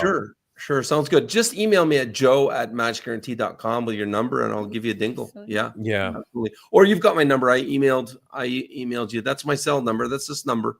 Yeah, I'll give you a bell. Some guy was rapid texting me during a live stream. So I've never done that, given my cell phone number before. But good talking to you. And I think we'll call 2 hours, almost 3 hours, the limit to this live stream. Yeah. And just by the way, guys, Anna and I are going to endeavor to go live every Saturday in December, except for next Saturday. It's her birthday. She's turning she's a 29. Sagittarius. Yeah. So we won't be next Saturday, but then the following Saturday we'll be live again. And this is great. What do you guys think of this format, having, you know, multiple people on at the same time? What did you think of it, Dave? Yeah. So, it's fine. Yeah. Okay, cool. What time would be a good time? I'm 8 hours ahead of you. So what time would be a good time? Oh, just hit me up. Well, you know how it is. We just Okay. text, and then we'll find a time that I'm not really textable, so I use Yeah. my work internet phone because I have 2 jobs. I'll so just do I work, email. Yeah, that's fine. Yeah, Email. you just let me know. But Sounds good. Well, thanks, it's- guys. Thanks, everyone. Well, I'll let you go with just a reel of some of our past clients and what they have to say. And I play it because I hope it motivates you, right? Especially over the holidays. I hope it gives you hope, because I know, especially for you guys, especially like, sorry, is it Anthony? Yeah. You know, going through the 3 years of online paper letter to understand that it, you know, it's not real. It's hard. It's hard. And, you know, we want you to find, you know, somebody that you can be happy with. It's no fun going through this life alone when you can have, you know, real love and family. It's really what life's about. So on that note, we'll see you guys next time. And peace to Ukraine very, very soon. Hopefully Yeah, this is just exactly. over. You know, whatever deal's done, just get it over with. I'm tired of watching people dying. So Bye for now. Yeah. Bye. When you know, and for me, I knew at that point. So I popped the question in the lounge of a family home, and she said yes. Never stop to dream about something. If you really want to do something and want to receive something in your life, everything is possible. Yeah. Just gotta It doesn't matter from which country we are. It's just we find out each other. Yes. I suppose that we are out there. We are soulmates. Yeah. And then just to wish happy to everyone who will join, who will apply to your agency and something like this. Yeah. That's brilliant. Yeah, very happy. I would have paid more knowing that I was going to be with this amazingly loving, incredible woman. So it's a cheap price on what you're thinking you're going to be spending for the rest of your life on the woman you're with. What you're going to waste going down different other avenues and just keep on spinning the wheels. So was it worth it? Totally worth it, because 3-4 years I was looking, and here in 2 weeks I got more results than I got in 2 years in Canada. So it says a lot, right? I came for 6 days. My very first date, we hit it off and have been like this ever since. Match Guarantee definitely delivered. I had a wonderful experience from day one, and I can't be happier really with the decision to go ahead and give it a try. The expense of Match Guarantee is money well spent. It's a guarantee that you'll find somebody, and you'll also be able to do so in a very reasonable period of time. Two hearts that beat as one. So let's see, in total I went on around, it was 10 first dates. They were all incredibly beautiful, so much more than their photos. Compared to back home, yeah, I'm definitely out of my league. Yeah, it's definitely worth it, obviously. I feel like I hit out of my league, personally. I feel like Maria's 9 to 10. I think she's absolutely stunning. Like she's insanely gorgeous. Match Guarantee have found me my perfect lady, and it's worked out really, really well for me. I don't believe that I could have found a person like Olga. I don't think that ladies with her values exist anymore in England. What I liked about the agency was that I wasn't smothered. They didn't try to mother me or direct me. They made introductions. It was just very natural. Actually, it wound up that one of the ladies that Titania had suggested is the one that worked out right with me, because when I met her, I knew she was the right lady for me to be with. I just highly recommend the services of Match Guarantee, because their purpose seems to be to match people and not just go with this fantasy world. Joe and Match Guarantee made everything happen for me, and I couldn't be happier with where I'm at right now. You know, I felt kind of crazy, but I went, you know what, I'm going to do it because, you know, I think I'm worth it. I don't spend a lot on myself, but, you know, I have to move forward and find a relationship. I saw you on YouTube and I just had the feeling you were genuine and it was real. We are making plans for the future and I see a future with Natalia in it, yes. Working with Match Guarantee is actually less cost, it's much more efficient, and you have a good process on the way where you actually will be successful in your search. I was surprised. I was very inundated with the amount of ladies that I was going to meet. Very, very beautiful women. You know, don't be super cautious. Relax, especially trust Joe. Personally, I can put my stamp of approval. Met some quality women, two of whom that I have a real connection with. Few words about Match Guarantee, like it's really awesome. It's value for money. I can say that for sure, because it's not just matchmaking, it's coaching. That's the core, like, you know, that's the cream of the whole cake. I've enjoyed it from, like I said, from start to finish. The girls seem like they're a lot more genuine. You can tell that the fraud or the fakeness that I've experienced in the past it isn't there. They've done a wonderful job for me. So far, I can close my eyes and I can tell Joe, find me a girl, and I can trust a girl. First of all, to be honest with you, I didn't think it was real, so I had to come here first to meet you, know you're real or not. I came and met Joe, and I was impressed by him and Tatiana and Olga and the website and how organized and the connections with the ladies. So I had no hesitation whatsoever, and I'm glad to. It's worth it, and worth a lot more than that, yes. But it was well worth it to find the right person that I can hopefully spend the rest of my life with, and I've got no real complaints, and I wouldn't hesitate to do it again.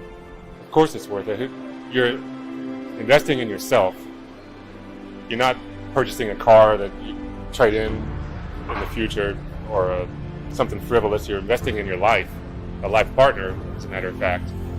So how can you say investing in yourself isn't worth your entire life being happy with someone? Joe, Anna, and Jana, and Luba, they're invested. They want you to be happy. They want to find happiness. I know they're happy for me. I can feel their warmth when I talk to them. So I'm speaking from experience. They made me into a better me. They helped me get to where I am. They brought me and Irina together. The quality of women, and like I said, you saw the different women I went. They weren't mine, but they could be yours. They could be your match. But you're never going to know unless you get out of your comfort zone and stop talking about it and just do it. The coaching and you know, the quality of the girls are definitely top notch. You guys are screening, so you're eliminating the wheat from the chaff. I'm so thankful and grateful to you because the stuff you do is so real and it's beautiful.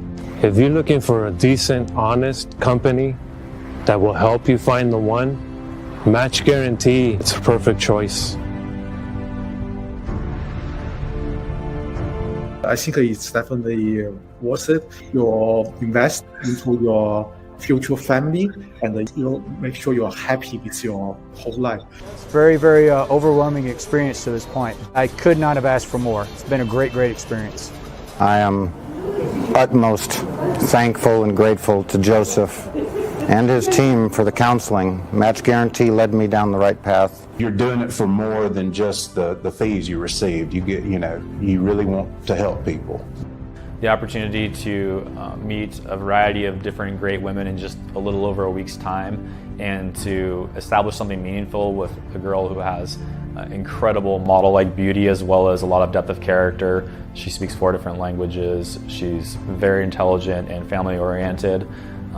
It's quite a bargain at that rate, as far as I'm concerned. For me, the hardest part was looking past the beauty and actually finding someone who I want to marry and be with the rest of my life. So at the end of the day, I couldn't be more happy with this investing in myself and my future. Stop believing. Hold on to that feeling. Street light, people. Now I would have invested 10 times more for the love of my life. Match Guarantee is a very authentic genuine agency.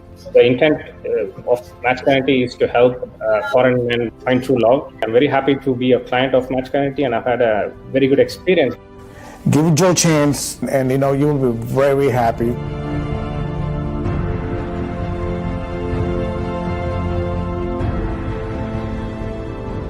Match Guarantee is the real deal. Match Guarantee kicks ass.